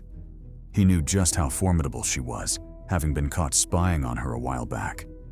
In that moment, if Pearl hadn't deliberately let him go, he doubted he would have left that place unscathed. Matter of fact, he doubted he would have lived long enough to meet Danyang. Danyang was taken aback by this, realizing just how terrifying Pearl was. But then again, Nanki was always lying, so who knew if his words could be trusted at all? To this, Nanki simply laughed, saying he'd never lied a day in his life. But of course, no one would believe that shit. Back in the USA, James was frantic with worry. He dialed Ben's number over and over again, yelling for the bald bastard to pick up. When he finally did, James shared news that sent a chill down his spine. Withrow's corpse was gone. Someone had broken in and made off with his body. Damn. Predictably, when he heard the news, Ben shot up with a start, asking James what the hell he was talking about. What did he mean someone stole Withrow's body? James replied that it was just as he'd said. Withrow's body was gone, vanished without a trace. The whole situation was so bizarre that they had to cancel his funeral, obviously buying time as they tried to figure out what was going on. For now, however, he reminded Ben to keep the news secret, partly because it was classified, but more so because he didn't know how he could explain it all to Withrow's family and friends. Then, switching topics, he told Ben he needed his help investigating the opera. Something was definitely fishy about it, and he needed Ben's help to get to the bottom of it. Ben said bet and readily agreed to help. If it was to uncover Withrow's whereabouts, then he was ready to do anything. Still, the both of them couldn't help but grit their teeth in frustration, wondering just who could be so despicable as to lay their hands on the deceased. Completely unforgivable. Meanwhile, back in Korea, the homie Juri was fuming. He already had enough on his plate because of the glutton Kang, and now he had to deal with one more nuisance, his sister. Earlier on in the day, the irresponsible baddie had just up and left, saying she was needed for work in the USA and wouldn't be back for a while. She completely ignored the fact that she was the guardian and shouldn't leave a kid on his own. Still, she did say she would wire him money for expenses every month and to call her if anything happened. so he guessed it was fine. Nevertheless, it was still a shitty thing to do, especially since he was out of money already. Who would have thought his savings couldn't even last a day under Kang's insatiable appetite? Long story short, he was broke now and needed to figure something out. Otherwise, he would starve to death.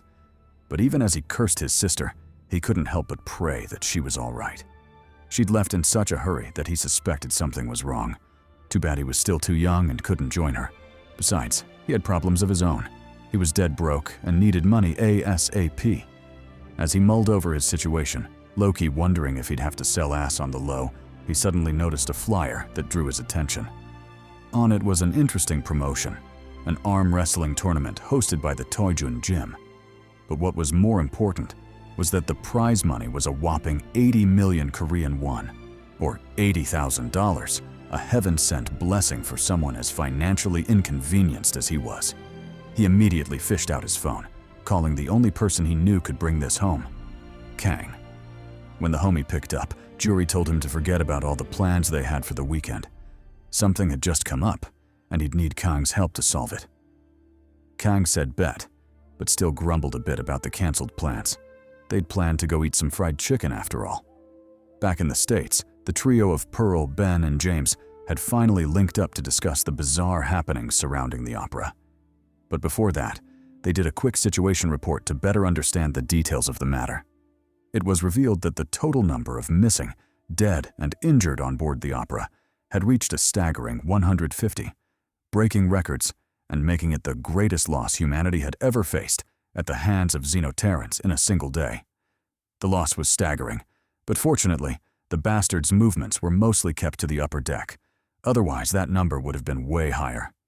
The SEAL teams and SXDF were mostly to thank for this. Although they'd gotten clapped, obliterated so quickly they probably didn't even know how they'd died, they did manage to keep the fight on the deck, preventing the Xenoterrans from exploring the lower decks, which in turn minimized casualties. In addition, the civilians on board were wise enough to stay away from the action, thereby avoiding the awkward situation of death by being nosy. All in all, the soldiers died good deaths. They performed a great and meritorious service to their country, even if they were, as I've said before, clapped. Moving on, the trio discussed the next agenda of their meeting: the Xenoterrans. Unlike all their previous encounters, the Xenoterrans appeared as a duo, and not a single unit as they usually did. This, in turn, caused an oversight that led to the current tragic situation. If only they'd taken that into account, things wouldn't have ended up like that. But alas, it was too late for regrets now.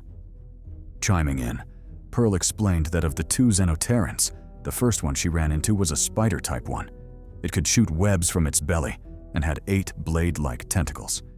And judging from the nature of Withrow's wounds, he most likely fell by the hands of this bastard. What was peculiar, however, was that although the Xeno was powerful, it wasn't so strong as to pose a fatal threat to Withrow.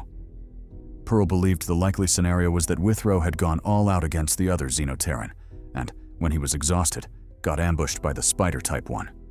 Keep in mind that she wasn't there, nor does she have a sexy poppy of a narrator telling her what happened, so this degree of insight is actually pretty impressive. As for the other Xenoterran, Pearl explained that it was a chameleon-type one with the ability to copy appearances. When it attacked her, it was in the process of transforming into Withrow, which made her believe Withrow had most likely fallen for the same trap. Prior to the engagement, he'd most likely suffered a loss that significantly hindered his ability, thereby leading to the unfortunate outcome. Again, her insight is very impressive.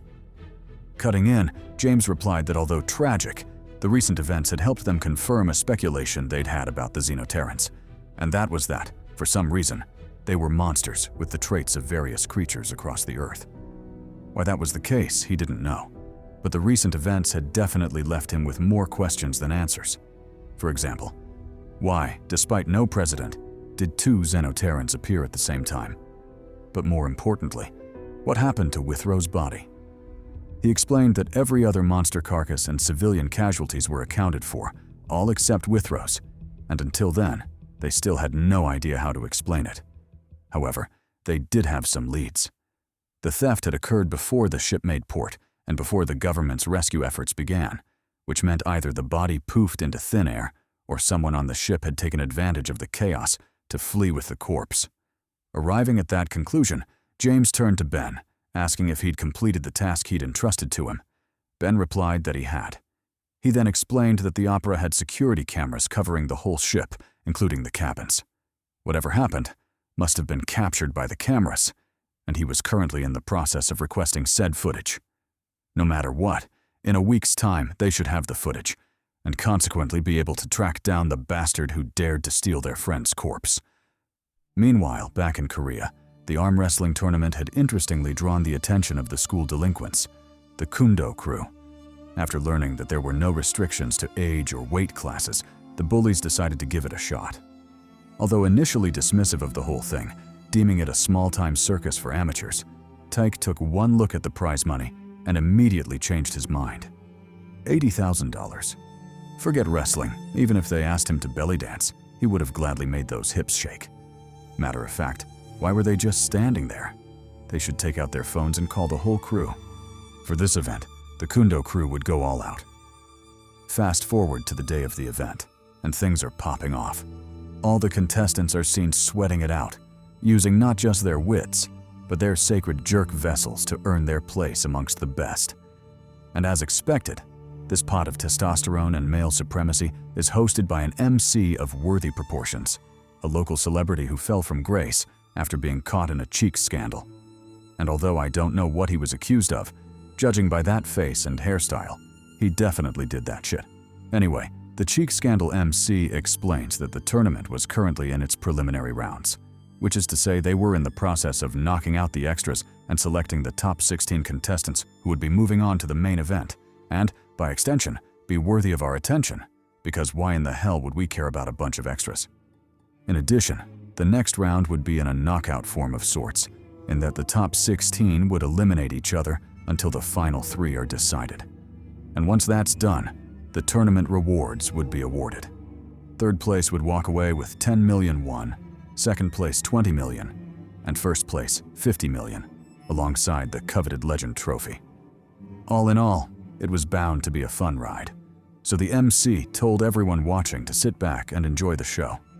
Meanwhile, in an inconspicuous spot in the arena, we're reunited with our broke homies, Kang and Jury. After being forced by poverty to join the show, the duo of financially challenged bros pulled up in full force, ready to clutch the win and bring that money home. However, apart from just showing up for the tournament, the duo also had more plans on their schedule, namely, meeting their idol, Ketchup Man.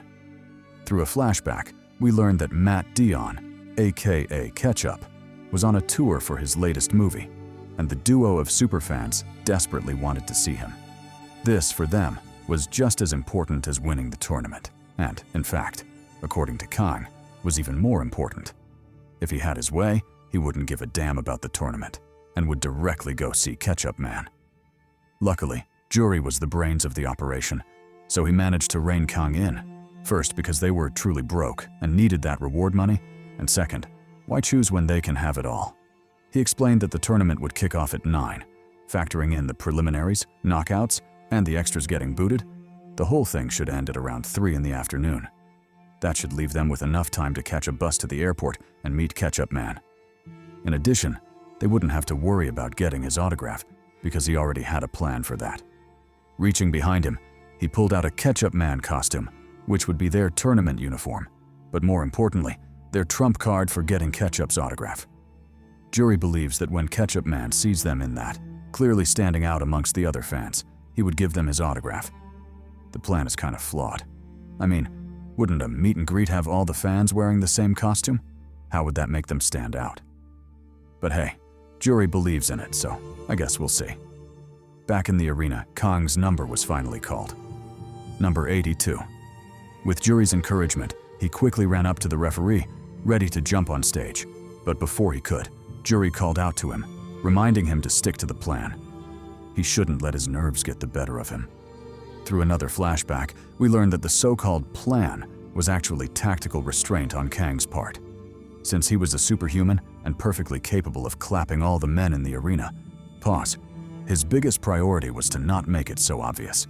He should instead put up a fake front and act like he was struggling. Reflecting on this, Kang was just about to put on his best performance, Oscar-worthy acting type shit, when his plan faced its first hurdle, an opponent talking shit. The Yakuza-looking bastard threw a lot of shade, telling Kang he couldn't match his level, almost as if the organizers wanted him to bully a kid or something. Still, there was no way he'd give up on the money, so he told Kang to watch himself. If he ended up being careless and got hurt in the process, he shouldn't blame him. Kang ignored his shit talk and prepared for the match. Contrary to the shit-talking Yakuza, the only thing on his mind was how much he should hold back to avoid exposing himself. He couldn't have the idiot losing too badly after all. Fast forward to the official start of the match. The second the gong was struck, the Yakuza pulled a cheap trick, aiming to leverage the element of surprise to eliminate Kang in a single shot. Regrettably, this turned out to be a huge mistake. The second he processed what was going on, Kang's instincts kicked in, and he ended up using more power than necessary. His superhuman strength surged, pushing back his opponent and slamming his hand mercilessly on the table, kicking up a dust storm and drawing unwanted attention. Luckily, Juri was quick to react. He immediately pulled Kang out of there, weaving a bunch of bullshit about how windy it was that day. As for the Yakuza with a broken arm, that was obviously an old injury. What did it have to do with them? Sweating bullets, he pulled Kang to the side, asking what the hell he thought he was doing. The plan was to remain low-key. How was smashing so hard he caused an earthquake? Pause. Staying low-key? Kang replied that it was an accident. He'd held back so much he almost lost the match. Luckily, he managed to clutch it. Next up was Taishik Mo, the runner-up from last year's tournament, and also called the Gentle Tiger. Unlike the cocky Yakuza, Mo had a gentler vibe to him, telling Kang that he was just unlucky to be matched up against him. Still, he shouldn't take his inevitable defeat to heart. He should continue training, and maybe one day, he'd be just as good as him. A boom later, and Mo was on his way to the hospital. He'd been blitzed so badly the author hit him with the off-screen no jutsu. Next was a cool-looking dreadhead. He said a bunch of things, but at the end of the day, it didn't matter because he still got clapped, hit with the off-screen jutsu and carried off to the hospital. The MC noticed the increased activity of the ambulances, and although he was curious about why so many people were getting hurt, he ultimately forgot about it and announced the next stage of the tournament: the knockouts. To kick things off, he announced the 16 contestants who'd made it to that hellish round. First up was Wrestler 17, Nikolai Chasov, a Chad from Bulgaria, who held the 4th rank in the world's arm wrestling rankings. Second, and also his opponent, was Moongu Lee, a practitioner of Subakdo and head instructor of the esteemed Seopmudojang Martial Arts Hall. By the sidelines, his fellow disciples cheered for him, telling him to destroy Nikolai and bring the prize money home. Interestingly, their reason for entering the contest was the same as Juri's. They were dead broke. They needed money to renovate their dojo, and the prize from the contest would help with that. Third was our boy Kang, who'd gained a bit of fame after sending all his opponents to the hospital. Dare to face off against him? Sure, but how about taking a quick trip to the hospital afterwards? The nurse mommies over there would definitely be eager to see you. As for his opponent? Monk Yong Yong, also called the Smiling Buddha, a practitioner from the Gyurem Temple. Of course, his homies were also cheering him on from the sidelines, especially the first one, who I don't know whether he believes more in Buddha or rock and roll. Make up your mind, OG. Next was number 51, Nam Gung Mu, also called Baby Blue. And although no one believed the big bastard was a high school student, necessitating several verifications, he was ultimately allowed to proceed with the contest. And unluckily, his opponent was his very own crewmate, Taik Choi, number 103. Obviously, Cho was less than pleased about this, because who in their right mind would want to face off against that monster Namgung? But alas, the opponent selection was random, so he could only blame his shitty luck. At least he had his friends cheering for him. Next up was number 14, a legendary street fighter, but by the time he was called upon, the homie was long gone, probably plotting how he would pop up later and aura farm. His opponent, however, was present, and he was none other than the infamous boss of the Kundo crew, the one and only Kundo Park himself. There were still a couple more people in the top 16, but neither the author nor the poppy narrator could be bothered to introduce them one by one. In fact, the author literally called them trashy extras and dumped them to the side. All in all, the lineup was set, and the only thing left was to see who wanted it bad enough to take the prize home. Would it be the seasoned veterans, the young blood in the hood, or maybe one of the unknown extras? Who knows?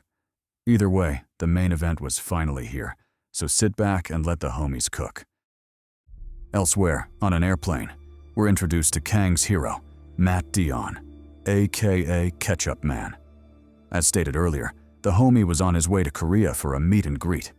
However, the trip couldn't have started more disastrously. Not only had he caught a nasty cold, but the Ketchup Man costume he was obligated to wear, probably some contract-type shit, was uncomfortable as hell. The tights dug so far up his ass you'd think Diddy was up there personally. Pause. Nevertheless, it was part of his contract, so his manager, Rose, told him to bear with it. Dion said bet, but clearly he was unhappy about it. In fact, if it wasn't for the fans, he wouldn't have bothered with that shit at all. Addressing Rose, he started rambling about a bunch of plot-irrelevant details, but he did it all in his superhero voice, which weirded the young homie out quite a bit. In response, Rose told him to cut that shit out. Dion had been using his superhero speech a lot lately, and it had begun to greatly frustrate him. He told him to use his regular voice and save the cosplay nonsense for the fans. Or better yet, if he could pull some bitches with the superhero speech, that would be even better. Dion coughed uncomfortably before apologizing for the inconvenience. He told his manager he was going to bed, so the latter should wake him up when they arrived. As for pulling baddies with his superhero speech, the man barely had maidens of his own, so what made Rose think he had enough to share? Thus, the two settled into an uncomfortable silence, knowing damn well they were getting zero pull on their trip to Korea. Back on the tournament grounds, the first round of eliminations had begun, and leading the charge were Kundo Crew's very own, Taek Chua and Moo Namgoon, also called Baby Blue. As the two squared off against each other, Choa urged Moo to back off. He told him he had every intention of sweeping through everyone except for first place, which he was willingly surrendering to their leader, Kundo, so Moo should be reasonable and forfeit. Besides, they were in the same crew and would end up splitting the money anyway, so there was no need to fight to the bitter end. Namgoon agreed, but he had his own ideas on the matter.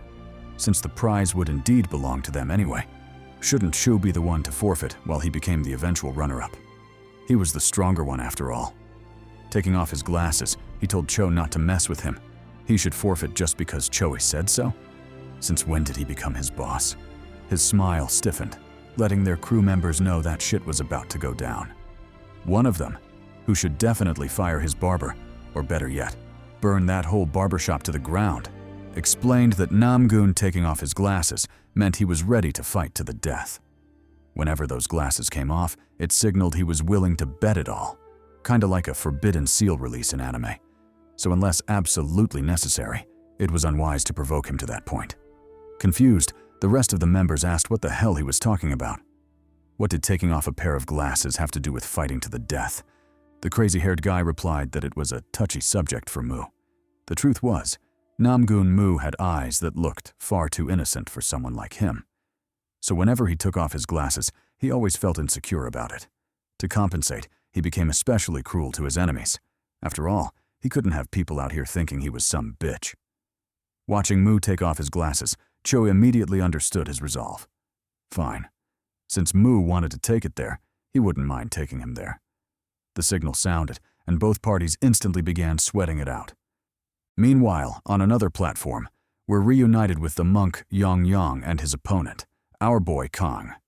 Believing he had everything figured out, and that he alone was the honored one type shit, Monk Yong told Kang he'd seen through his true strength.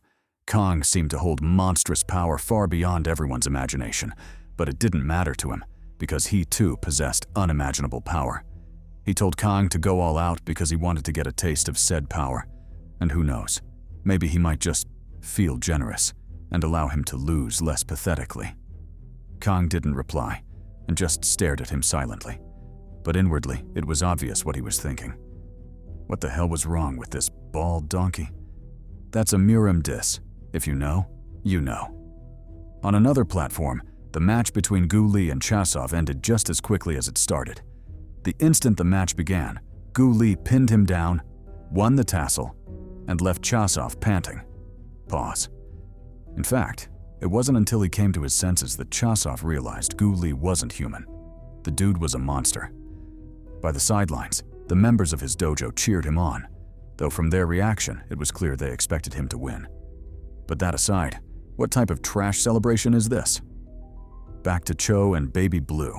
The two had been going at it for a while, but finally, the match seemed to be nearing its end. Gathering his last bit of energy, Cho pushed through the deceptively innocent look in Mu's eyes, and with everything he had, slammed his hand down on the table, winning the match. He then shot Mu a victorious grin, telling the latter to write that win down. From then on, Mu should know that he, Choi, had beat his ass. Respectfully, of course. Meanwhile, on Kang's side, things had taken an interesting twist. Despite talking all that smack, Monk Yong fucked around and quickly found out. He tried everything he could to move Kang's arm, but the latter wouldn't budge at all. It was almost like trying to push a mountain. Finally, when his stamina ran out and his breathing became ragged, Kang swiftly put an end to the charade by tapping him out. Pause. Of course, he didn't forget to put on an act for the masses, pretending like he'd really sweated it out, though the acting was pure garbage. Speaking of garbage, the members of the Kundo crew once again showed just how scammy they were. After waiting for his opponent and believing he'd forfeited, Kundo was appalled to learn that the dude hadn't forfeited at all. Rather, the members of his own crew had kidnapped him, beat him up, and forced him to withdraw from the match. Enraged, Kundo grit his teeth and marched over to Choi and Mu, who had just completed their match. Without so much as an explanation, he kicked the hell out of Mu, leaving the bastard reeling. Then, with the same momentum, he slapped the shit out of Choi. Under everyone's incredulous gazes, Kundo rebuked them, asking what the hell they thought they were doing. Did they think beating up a bunch of losers who got their asses handed to them on the daily was the same as doing what they'd just done?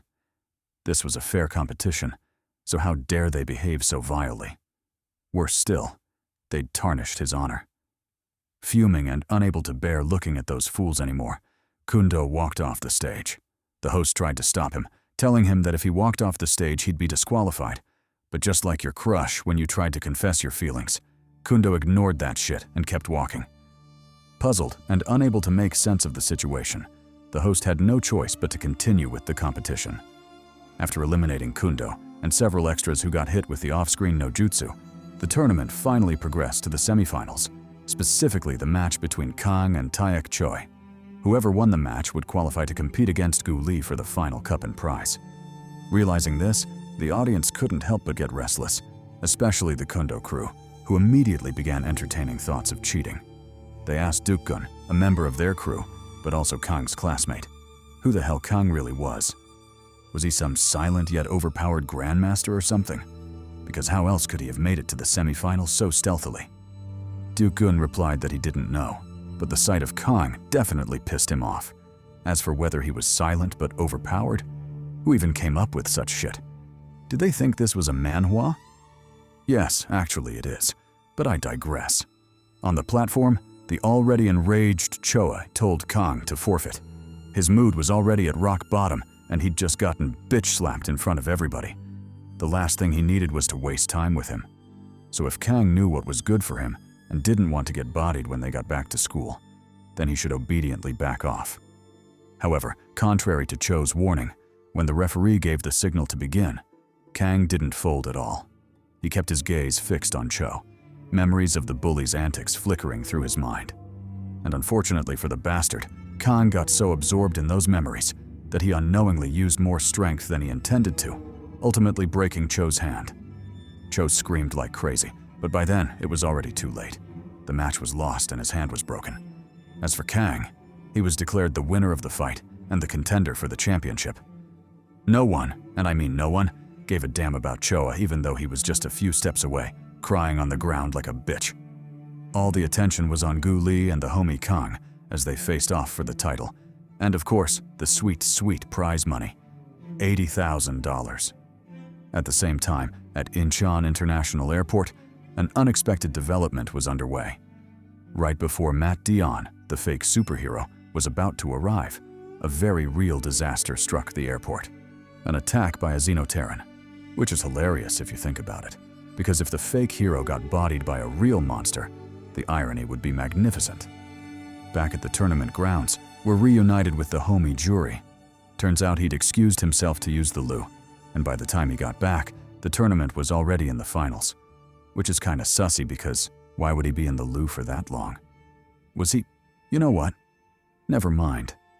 Nevertheless, he made it back just in time to cheer for his homeboy, and ironically, he wasn't the only one spreading the love. Ghouli's people were also showing up for him, cheering him on and sending all the love they could muster. Of course, the love was mostly geared toward the prize money and not the homie himself.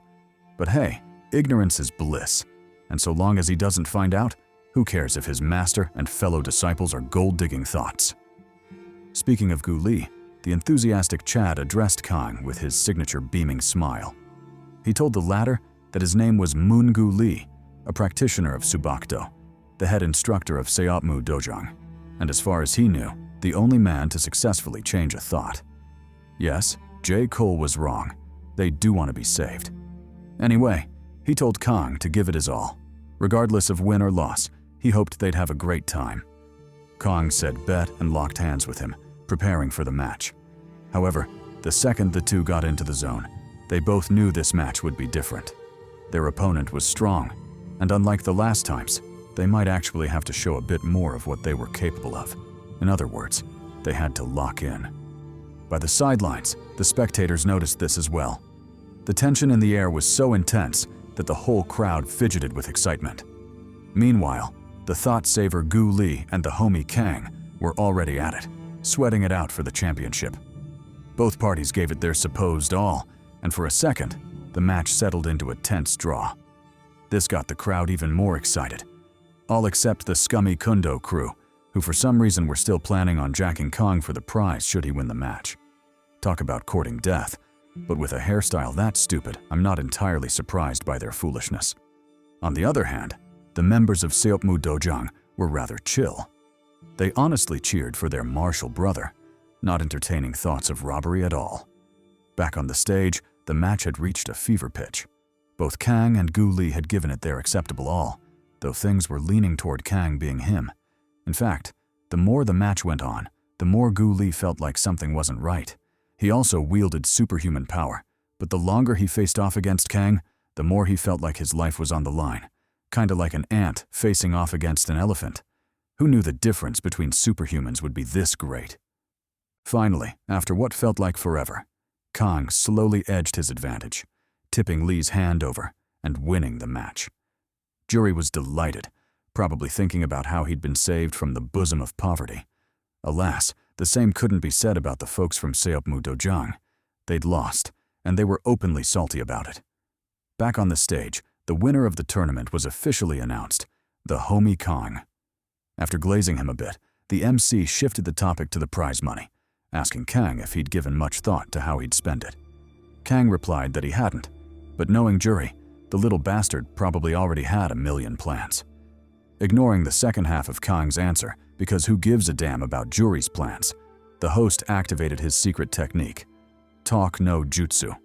He told Kang about the unfortunate folks suffering constant Xenoterran attacks and how he could help make their lives better by donating to charity. And coincidentally, they had the people from UNICEF right over there, so if he felt inclined to help, and wasn't a stingy bastard who probably pulled zero hose, he should consider throwing them $1 or $2. Kang thought about it, and maybe because he genuinely wanted to help, or maybe because he was salty about the diss, he decided to donate. As for the amount, the host once again activated his slick tongue no mi, and coupled with a ton of glazing that Kang was surprisingly weak against, he convinced Kang to donate everything to charity, much to Jury's horror. The redhead almost fainted from the shock.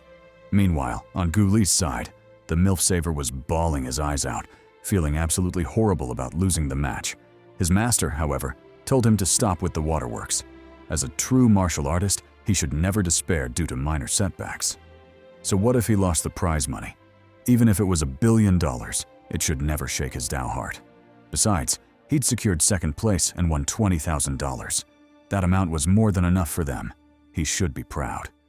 Unfortunately, although he said all of that, and it indeed sounded quite nice, the old geezer didn't mean any of that shit at all. In fact, he felt so much heartache that his tears unconsciously fell. He shouldn't care about the money. Like hell anyone would believe that shit. Elsewhere, we're reunited with Kang and Juri. After being conned out of their prize money, the duo had no choice but to focus on the next task, meeting Ketchup Man. Luckily, they could still make it on time, so the day wasn't a complete bust. But just as they were about to leave the stadium, planning to board the next bus to the airport, they ran into some unexpected trouble. The Kundo crew. Obviously still salty about his loss, Choi told Kang he'd meet him at school, and since he liked donating things so much, he'd donate a couple of punches to his stupid face. Hood translation, he'd catch him outside. How about that? However, contrary to the terrified reaction Cho expected, Juri lit his shit up. He dissed the bastard so much that Kang had to drag him away. High school delinquents trying to bully them? What a joke. Making their way out of the stadium, the duo stumbled across Gu Li, and unlike the bastards from the Kundo crew, their interaction was quite harmonious. Gu Li acknowledged Kang's martial talent and invited him to join their dojo.